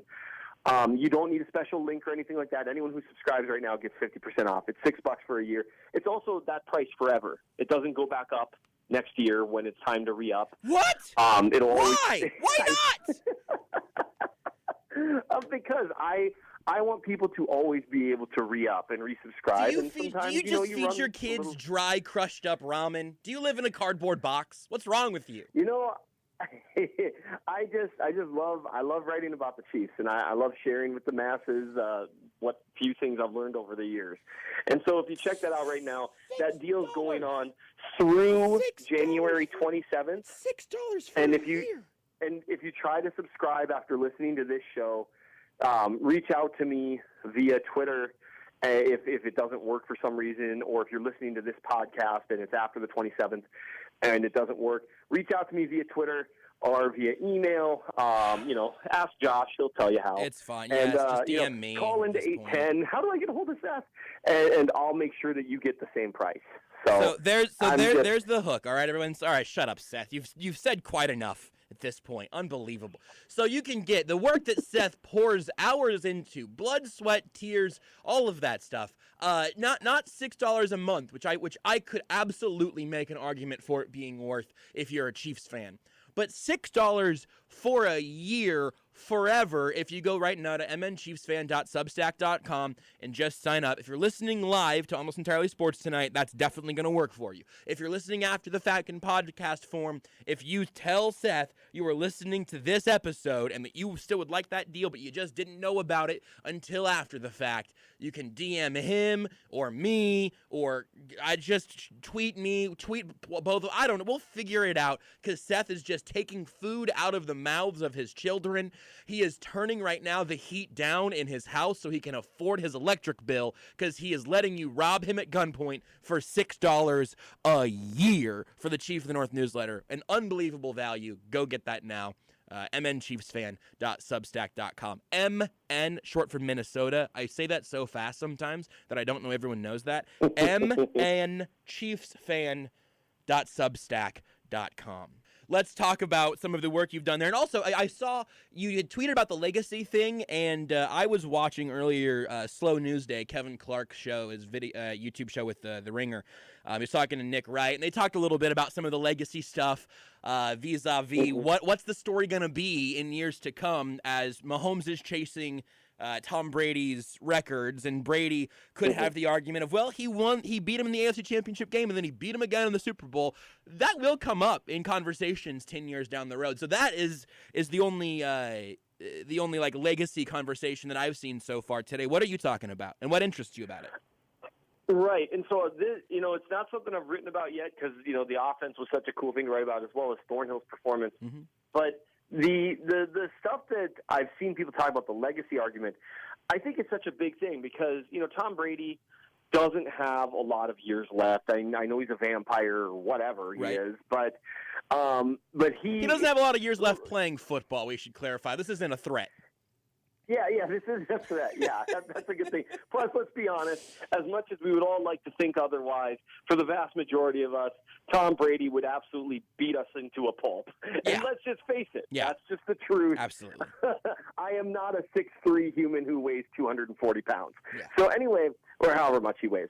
Anyway, so the thing with Brady is he's always going to have that argument and it won't be a fair argument because Brady shouldn't get credit for beating Mahomes in the AFC Championship. Dee Ford stepped offsides. Mm-hmm. That was it. And then the Chiefs lost a coin flip. Mm-hmm. That was it. Now, that said, Brady had a brilliant drive at the end. He did his part. He played really well that game. But that game could have been the beginning of the end for him a year early. Yeah. in New England had that been a pick. And we could be talking about a potential three-peat, but I'm choosing to ignore it because it brought Steve Spagnuolo to Kansas City. That's right. Who knows whether they would have fired Bob Sutton. And so all's well that ends well, I guess. Yes. So, but it doesn't matter if it's fair. Legacy arguments are never fair. It's not super fair to LeBron that he's judged for making more finals than Michael Jordan did. Right. Right? Right. That's not necessarily fair, but the fact that MJ was 6-0 in the finals and LeBron has lost some, it comes up all the time. All the time. And once you're picking nits about who the greatest of all time is, you have to pick nits. You have to make unfair arguments because they're both so obviously great. Yeah. Right? And so Mahomes is the only quarterback in sight that could possibly challenge Brady's legacy, and that's only because what he's done has been so historic so far. And so there's just so many things here. So let's say Mahomes wins. So now Mahomes goes back-to-back, something Brady did once, but just once. He's got a third as many rings, so still got a ways to go there. But he's done it at 25 with lots of time left with Andy Reid. And so those arguments are going to start. And then he went to the Super Bowl and took it from him. The head-to-head. You love the head-to-head matchup. Well, yeah, because right now they're 2-2 against each other. You'll have the head-to-head victories, all that stuff. And it won't matter whether these are fair arguments or not because it's not about fair. And then the other thing, and this is the thing that excites me the most that I don't think enough people are talking about because there's so much that goes into every season. If the Chiefs win, then next season, in my opinion, there's more pressure on them by far than there was this season. Because running it back is very special. But you know who's had a three-peat in NFL history? No one. Ever. Man, I hadn't even thought about that. No one. And if Mahomes, so what that does, if Mahomes won 3 in a row, and again, we're getting ahead of ourselves here, but this is part of it, right? Yeah. If he did that, I would argue he wouldn't even need to hit 6 to surpass Brady's argument because people would always have, well, he beat him head-to-head, and he did the three-peat. Yeah. Brady ever three-peat? And so there's a lot at stake here. This is an opportunity for Mahomes to firmly seize the mantle. And Tom Brady, who is no dummy, there's a reason he went to the NFC, for starters. He is not a dumb player. He's a very smart guy. He also went to a team that really should have been a playoff team last year, but wasn't because its quarterbacks threw 30 interceptions. Right. He went to a team that had one of the best defenses in the NFL, one of the best defensive coordinators in the NFL, a great offensive-minded coach, and one of the best receiving corps in the NFL. He's not dumb. Yeah. He went to a team that was ready to contend. It just needed a quarterback. If you could handpick a team, like for a quarterback to just go to, Tampa Bay would have been top 3 or 4 on anyone's list. And so it was very smart by him to win the argument against Belichick. And I got to be honest, that's one reason I'm rooting against him so hard because I just don't want to hear it. Because I still think Belichick was more behind it than Brady. And him going to another really, really, really, really good team, that doesn't change my mind. Yeah. So there's so much legacy at stake, and it gives Mahomes a much stronger foothold to potentially surpass Brady as the GOAT. And obviously we're a decade early on all this. Absolutely, sure. But Mahomes has been so great that those are the kinds of things that you think about a little bit. Because if Brady will have the head-to-head. And, Tom Brady seems like the type of guy that would maybe retire. Because how could it get any better for his legacy? He takes down the supposed alpha in the NFL, gets 7, has a lifetime winning record against Mahomes, who is probably on track to become the guy who people are going to compare him to. Because he's already – no one compares Manning to Brady anymore. No one compares Rodgers to Brady in terms of the GOAT. Even Montana, Brady took that from him. Yeah. And so now it's like, well, I've got the head-to-head victory, 7-1. I think I can retire now. And because then it wouldn't give Mahomes a chance to ever beat him again. And he just seems just vindictive enough to do that. And now so there's a lot at stake. And now imagine, just to kind of go back to the the similarities. We have to bend history a little bit to make it work. But what if instead of, for his second Super Bowl, instead of beating Jake Delhomme, he was beating Joe Montana? You know, like that's what this narrative would feel like. And again, we're been in history, and I'm pulling some timelines, and Joe Montana's in San Francisco still, and not. But it's sort of that type of what if. Well, we're gonna get the answer to that what if in 2 weeks, which is very, very, very exciting. We'll talk more about. Even more about all of this next week, because we have another week before it's an actual game coming around. But I'll tell you what, if you agree to sit through a commercial break real quick, I'll let you plug the newsletter again at the top of the next segment. You know what? That sounds great. It seems only fair. Seth Keysor of the Chief of the North newsletter. Yeah, there's a deal there. It's half off what it usually is. It's ridiculous. And The Athletic, the Times Ours podcast here on Almost Entirely Sports. Did you know you can listen to Almost Entirely Sports anywhere, anytime? Well, you can. Just search for Almost Entirely Sports wherever you get your podcasts. When you're thinking about New Orleans, why not let jazz cook for you? Laissez le bon temps rouler. Let the good times roll. That's what we do at Jazz. Papa Vic here to tell you about what's happening at your favorite restaurant, Jazz, a Louisiana kitchen. COVID still got you down? No worries. We're open. Come in and let Jazz cook for you. We've partnered with Proactive Protect to provide nanotechnology protection that sanitizes all our tables, chairs, and the interior of the restaurant. So come on in. Everybody is safe. Tired of your mama's cooking? Check out our website, jazzkitchens.com, and place your order online or through Menufy. Not comfortable coming in? Check out our dedicated curbside parking spots, and we'll bring the taste of New Orleans to your car. 3 locations, the original at 39th and State Line, and at Legends of Village West, our newest location in Independence at I-70 and 291, just east of the Cable Dahmer Arena. Jazz, with a Dixieland band and a sultry day and every bite. If you're dreaming about New Orleans, let jazz do your cooking up for you. Jazz, where there's always a party every night.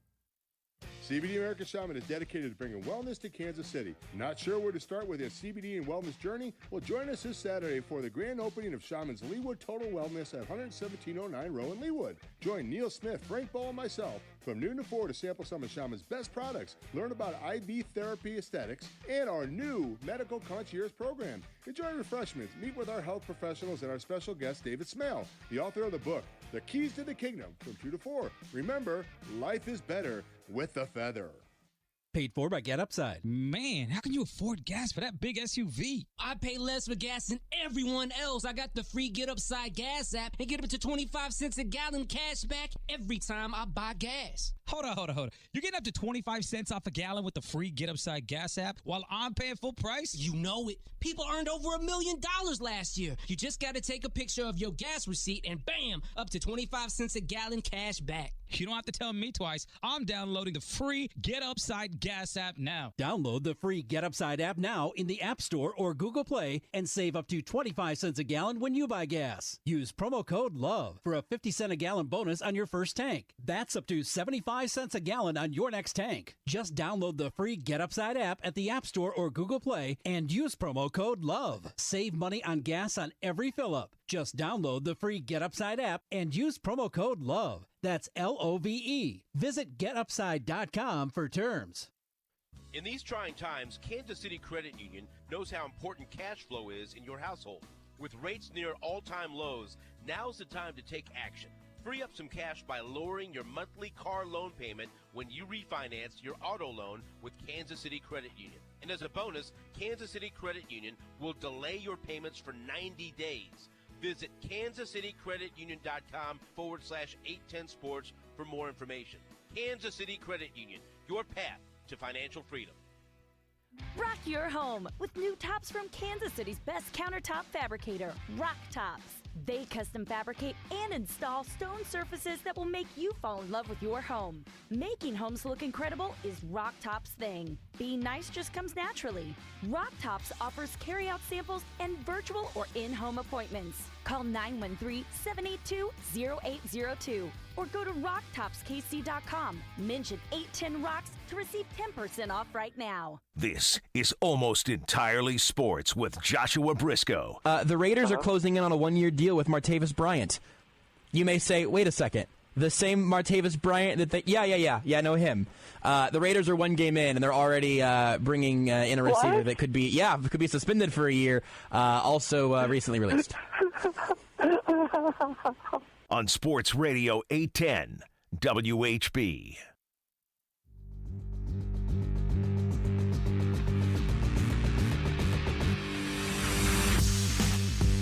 here with Seth Keysor of the Chief in the North newsletter, The Athletic, the Times Ours podcast with myself and Nate Taylor.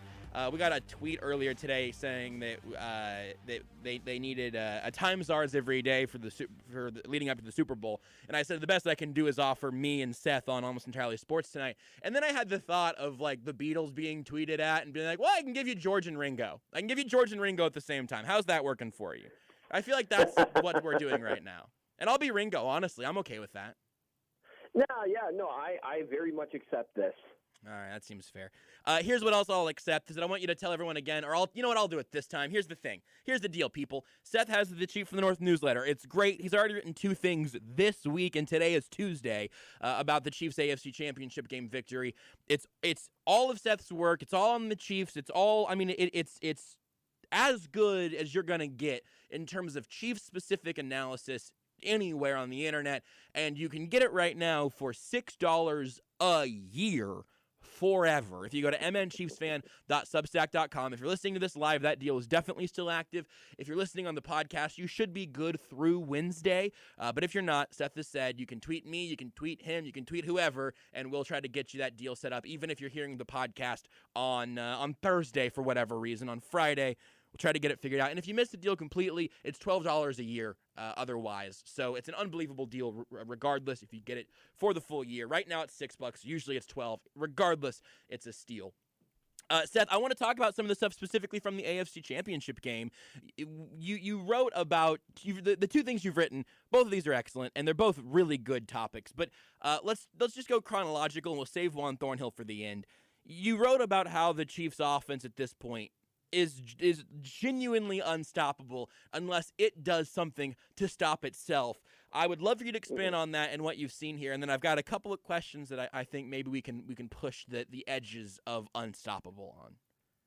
Absolutely. And so basically I was thinking early on during the Bills game, the Chiefs I think they go 3-and-out first possession.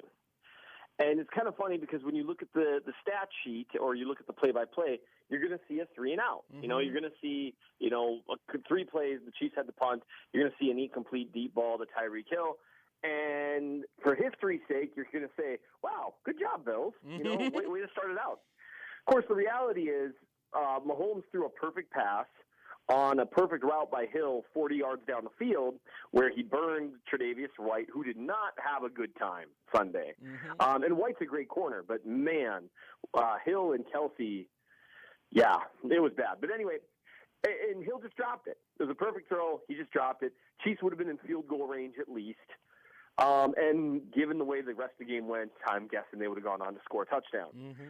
And then, they muff a punt, which allows the Bills to get up 9-0. I really wasn't that worried because it was just weird stuff, right? Yeah. And we've seen that happen, with the Texans game last year. It's like, well, even if this happens another 2 or 3 times, right. It's really not that big a deal. Yep. It's still so early. It got me thinking about games where the Chiefs have not had a high offensive output. And you and I have talked about those before, like, the Colts game from last year, where Mahomes was throwing dimes and then got his leg rolled up on and was hobbling around the rest of the game. And Hill wasn't playing, Watkins wasn't playing, and Eric Fisher was out. And it was just a whole deal. And the Chiefs offense didn't play well. But there was still like a fumble and a drop touchdown and a bunch of other things that happened that game.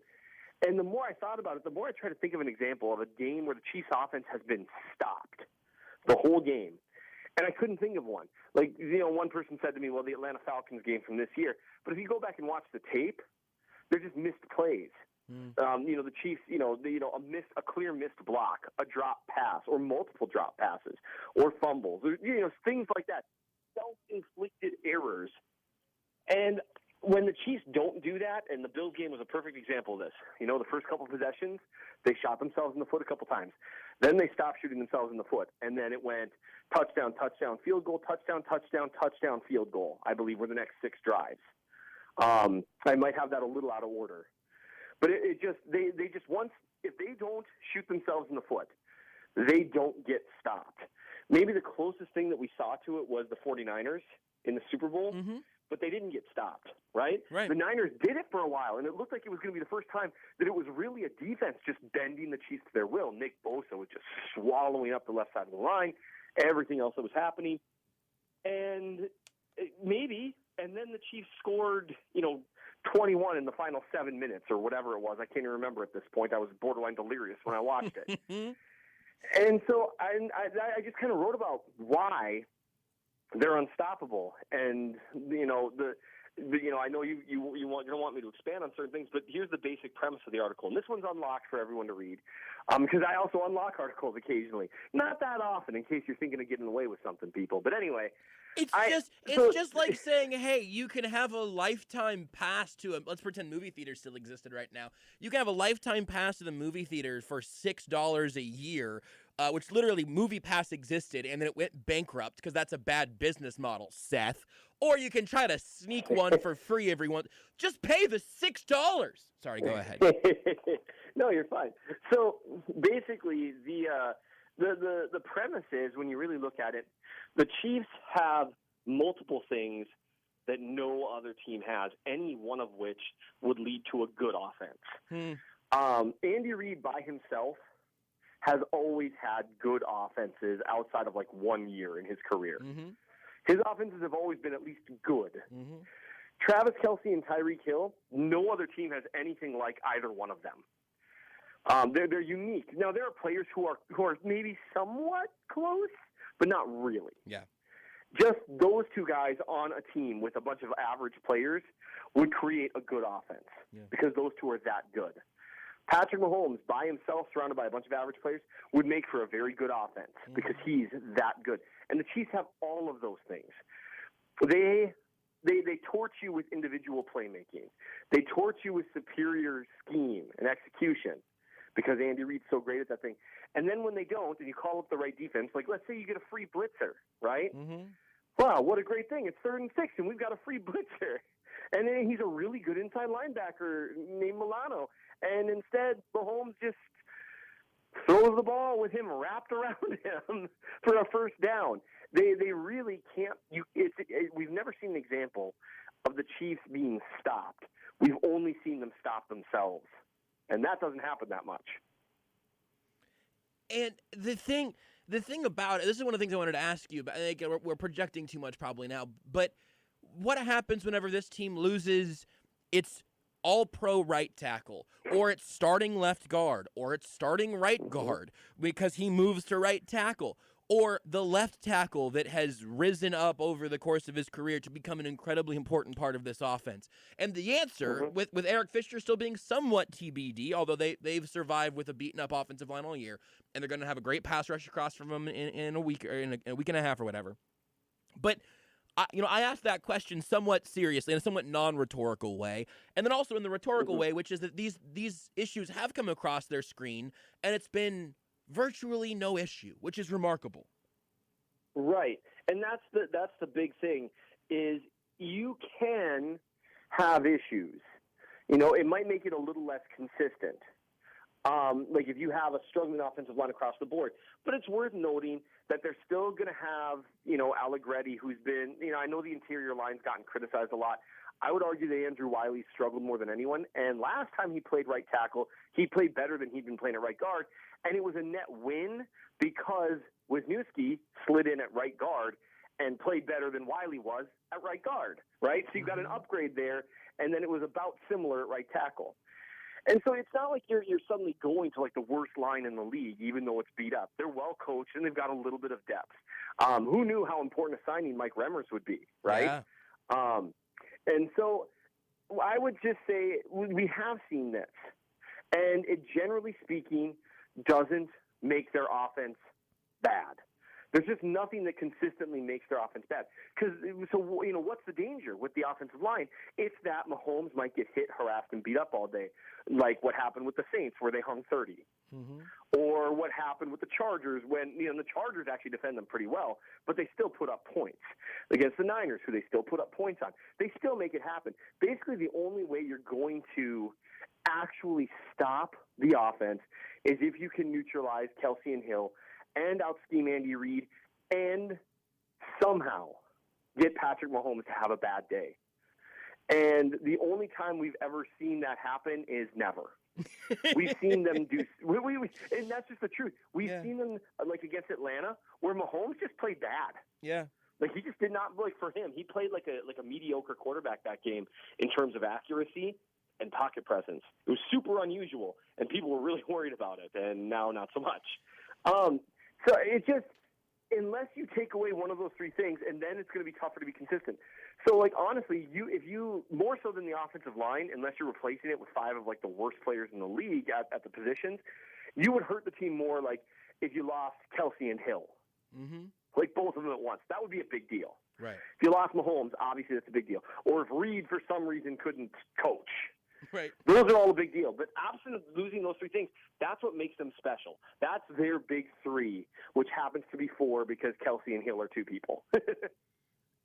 It's just, I hope that's also, I've said I hope people kind of hold some perspective throughout this time in a positive way. I hope that gets carried. There was a tweet from Eric Eager of Pro Football Focus from this morning that I thought was great. That was kind of to that end, saying that the Colts game might be one of the best things that's happened to the Chiefs because that's giving some teams a glimmer of hope of, well, wait, what did the Colts do? How did the Colts stop? And you mentioned that game earlier, obviously.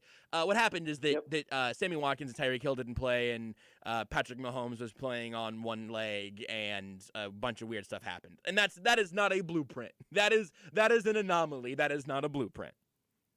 Right, and that's such a great way of thinking about that. Honestly, the idea that in some ways that is one of the best things that could happen to the Chiefs, because it gives teams, like he said it so well. It gives them this glimmer of hope that if they can just duplicate what the Colts did, when in reality, and this was kind of the point of the whole article, it isn't ever, in our experience, in 3 years of Mahomes, it's never been about what the other team does.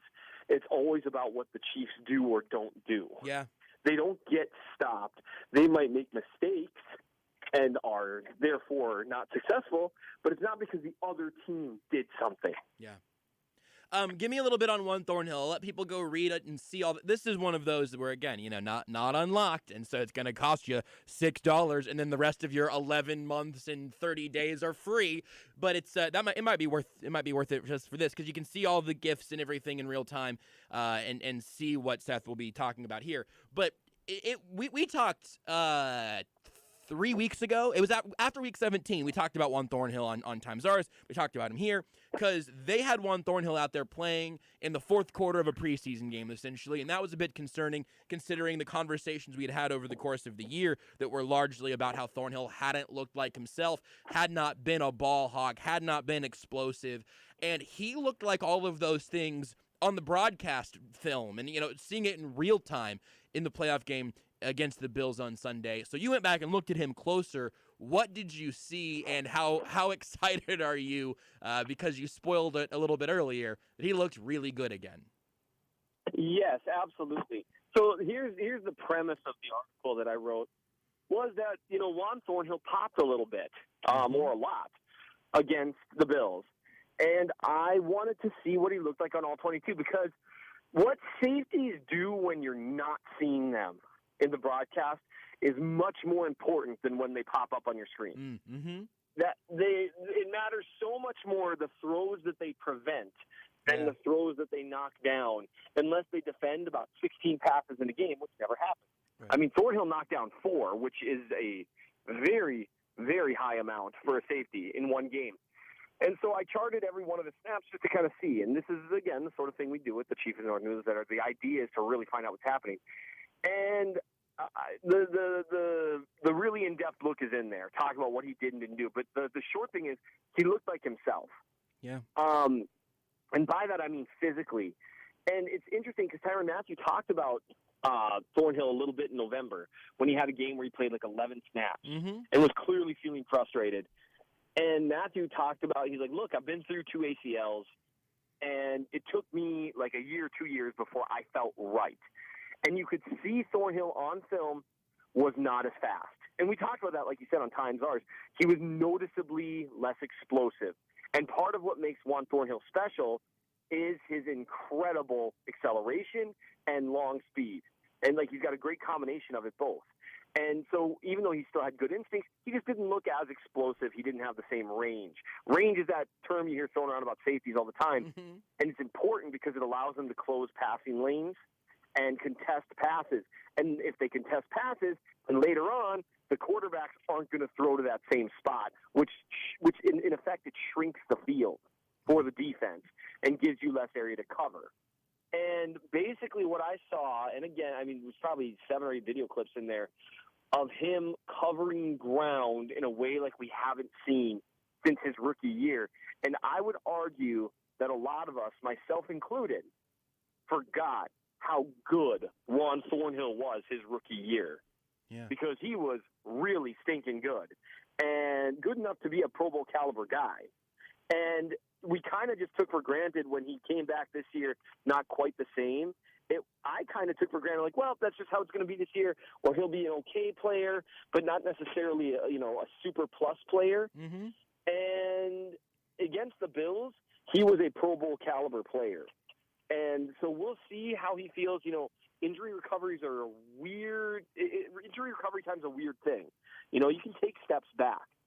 But if he is back to himself, the secondary has already been playing really well, and that is a massive, massive development for the Chiefs because it opens up all sorts of things they can do schematically, which is something I'm going to talk about in the Athletics, some of the things they were able to do against the Bills that had Josh Allen totally flummoxed. So let me ask this then real quick, and maybe it's a little appetizer for that, and everyone can get the specifics in the story. But in whatever simple terms you can put it in, what does full health Juan Thornhill do for the Chiefs defense? Sure. Well, he primarily, the biggest thing that I like about it is he is by far, well, maybe not by far because Matthew can do it too, but he is their best single high safety. He is their best guy for closing down passing lanes while being the lone deep free safety. And he's a guy who can cover the entire field, one side or the other, and get there and contest passes. And the difference in explosion between arriving as the ball gets there so you can knock it down and arriving a tenth of a second later so you're hitting the receiver and hoping he drops it is a huge deal because it goes from a 90% play for the defense to a coin flip, right? Mm-hmm. So he can do that really well, and when he's at his best, he can cover tight ends really well. He can play all over the field, although, again, he's at his best in the intermediate and deep portions. And by doing that, especially the deep stuff, he allows Tyrann Mathieu then to be the robber, to be right up at the line of scrimmage, to do what he does best, play all over the field, which allows Spagnuolo to basically screw with the minds of opposing quarterbacks. Which I am a fan of, personally. Seth, thank you, as always, for making the time for us here. I know that you're very grateful that we've continued to have you. Here's what I'll tell everyone one more time. If you want to see everything in that breakdown, if you are somehow listening to this show and you have not found this as an argument enough to subscribe to the Chief of North newsletter, I don't think you exist. I don't think you're a real person. And I will say also, I'm going to make this promise. And Seth, I need you to help me uphold this promise. It's not going to get cheaper than $6 a year. Because if it does, I'm going to cut Seth out of my life for giving away too much money and for being too much of a philanthropic force by way of newsletter. So go to mnchiefsfan.substack.com. If you haven't signed up yet, it's $6 for a year, forever, if you want it. You can follow Seth on Twitter as well, @RealMNChiefsFan. Check out Time Czars with me, Seth, and Nate Taylor, and also read his work up on The Athletic. Does that cover everything? I think it does. Seth, thank you for being here. Thanks for having me. At JB Briscoe, at Beards McFly, at Not That Rudy, at Sports Radio 810. Just do it already. All right, fellas, listen up because Valentine's Day is closer than you think. And right now you can get a jump on Valentine's Day so you don't get in the doghouse with that special someone in your life. The Gifting Dudes have all that you need. Incredible premium head roses, 20% larger than standard roses. And you know, despite what I've been trying to convince people for my entire life, size does matter. These are long-lasting roses, twice as long as the typical roses from florists. The Gifting Dudes are giving our listeners a special deal before prices increase next week. Order before Sunday and take advantage of lower prices plus 15% off your order. Go to thegiftingdudes.com and enter my promo code NATE at checkout to save 15% on premium head roses or giant strawberries. You get to choose the delivery date, so don't procrastinate. Order now. That's thegiftingdudes.com with promo code NATE for 15% off your Valentine's Day order. Valentine's Day might be right around the corner, but what I'm talking about is love. I'm Tom Shane. When there's someone in your life who means the world to you, show your love with a meaningful gift of fine jewelry from Shane Company. In addition to our classic diamond solitaire pendants, we have a huge selection of iconic symbols of love. Fine jewelry with hearts, infinity designs, or 3 stones representing your past, present, and future together. Shop our Valentine's Day gift guide at Shanko.com. One of my favorites is a pendant with the heart-shaped natural gemstone and diamond accent for $150. Choose red garnet, purple amethyst, or London blue topaz. Let's bring back love with a beautiful gift tied with the burgundy bow. Now you have a friend in the jewelry business. Shane Company and Shanko.com. Do you have chronic joint pain, not having success with steroids, but trying to avoid surgery? Well, thankfully, there's a better way, and now it's available in our area from the medical professionals at QC Kinetics, now off 435 and State Line. This is Stephen St. John, and I'm talking about new therapies, advanced all-natural regenerative cell treatments that not only give you relief, but speed up the process of healing and repair. If you've got pain in your knees, shoulder, lower back, hips, or pain from arthritis, or even pain from an old injury, you need to learn more about these potent new regenerative solutions. Call now for a free consultation. QC Kinetics, 816-412-6299. These remarkable new treatments increase mobility, decrease pain, and restore tissue. They actually allow your body to heal itself. Regenerative medicine is here. Don't wait. Call today. QC Kinetics off 435 and State Line, 816-412-6299. That's 816-412-6299. This is Almost Entirely Sports with Joshua Briscoe. If you have anything that you'd like to get off your chest, if you have any questions, comments, concerns, as always, we're an open book. Don't call the phones because they don't work half the time. The other half the time, we ignore them fully. On Sports Radio 810, WHB.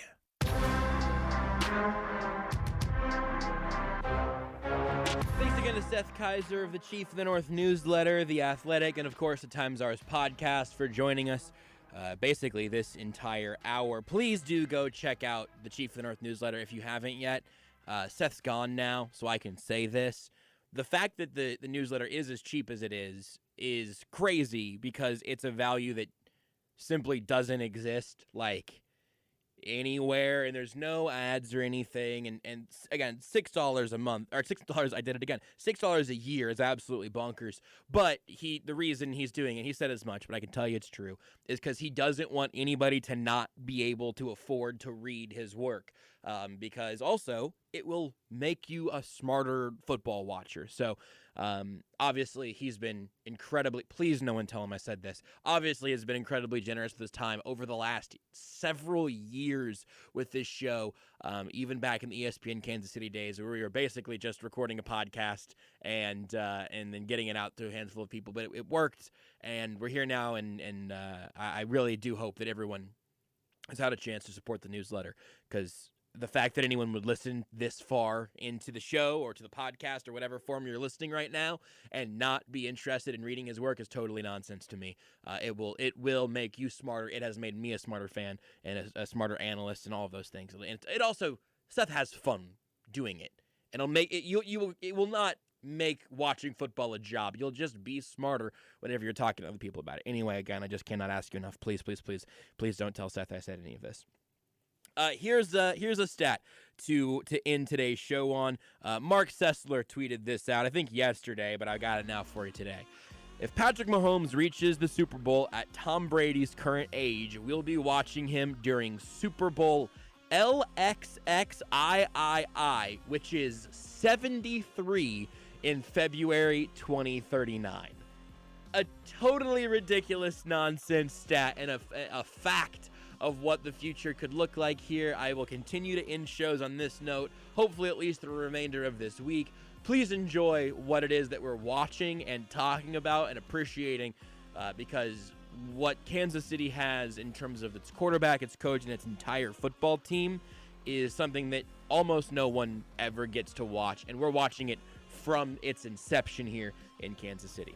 Thanks for listening. Thanks again to Seth Keysor and Dani Welniak, of course, to Rudy Salazar as well. We'll talk to you again tomorrow. AES is 9 to 11 tomorrow night. We'll be back then. Bye, Mom. You're listening to Almost Entirely Sports with Joshua Brisco on Sports Radio 810 WHB. Does learning a language feel like this? No habla español? Hablo. It's hablo? Yes. It's hablo. Bom dia, like good day, good morning, I think. I can say, je m'appelle David, but that's probably it. When you learn a language, you want to actually use it. Babbel is designed with that goal in mind. This year is my year to get fluent in Spanish, and Babbel is definitely going to help me do that. The app is so easy to use, and it's so practical. It helps you learn things that you will actually need. Since my husband is from Guatemala, I'll apply what I've learned in Babbel to our real-life situations. I've tried other language learning apps, and nothing really stuck. Babbel's been a complete game changer for me. Hoy es miércoles y el clima está muy bueno afuera. Estou com fome. Eu não tomei café de manhã. Je suis des États-Unis et du viens-tu? Babbel, language for life. Celebrating 10 million subscriptions sold. Now try Babbel for free at Babbel.com. Just go to Babbel.com and start learning a new language today. That's Babbel.com. Babbel.com. When you want Chiefs, follow the leader. Sports Radio 810 WHB.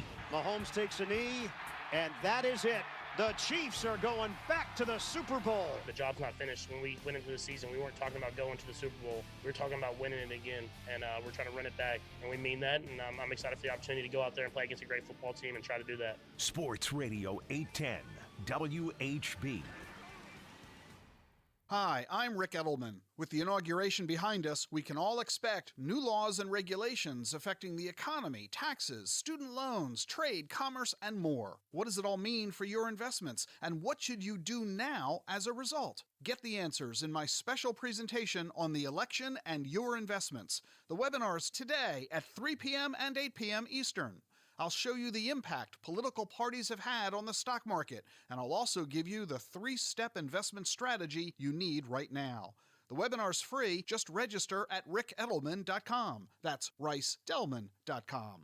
At Edelman Financial Engines, we've been helping folks just like you get through every election since 1986, and we can help you now, too. You'll be surprised at what I have to tell you, so if you missed this webinar before, this is your last chance to see it. Join me today at 3 p.m. and 8 p.m. Eastern. Register now at rickedelman.com. That's ricedelman.com.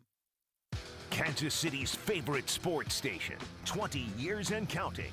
Sports Radio 810 WHB, Kansas City. A great local Kansas City company worked with us here at Union Broadcasting to install new carpet. A&M Flooring. The job they did was fantastic. They were able to install our new carpet in just 3 days. They were very professional and their service was outstanding. We couldn't be happier with A&M Flooring. A&M Flooring has been building relationships and working with flooring manufacturers for 30 years, and it shows. Stop in today and say you heard them on 810 to get a 10% discount. A&M Flooring, off 135th and Flum, next to Sherwin-Williams. Family Leisure's After Christmas clearance sale is here. Family Leisure has the best prices of the year on closeout, scratch and dent, and overstock products, and bonus deals for you if you mention 810. Pool tables, foosball, air hockey, bars and bar stools reduced by up to 70%. Hot tubs, tanning beds, and home theater seating at their best prices. Family Leisure has the best products, best selection, and best prices guaranteed. Take advantage of the special 810 deals while they last. Family Leisure, K10 and Ridgeview in Olathe. Awesome! Kansas City's hometown sports station. Sports Radio 810 WHB, Kansas City.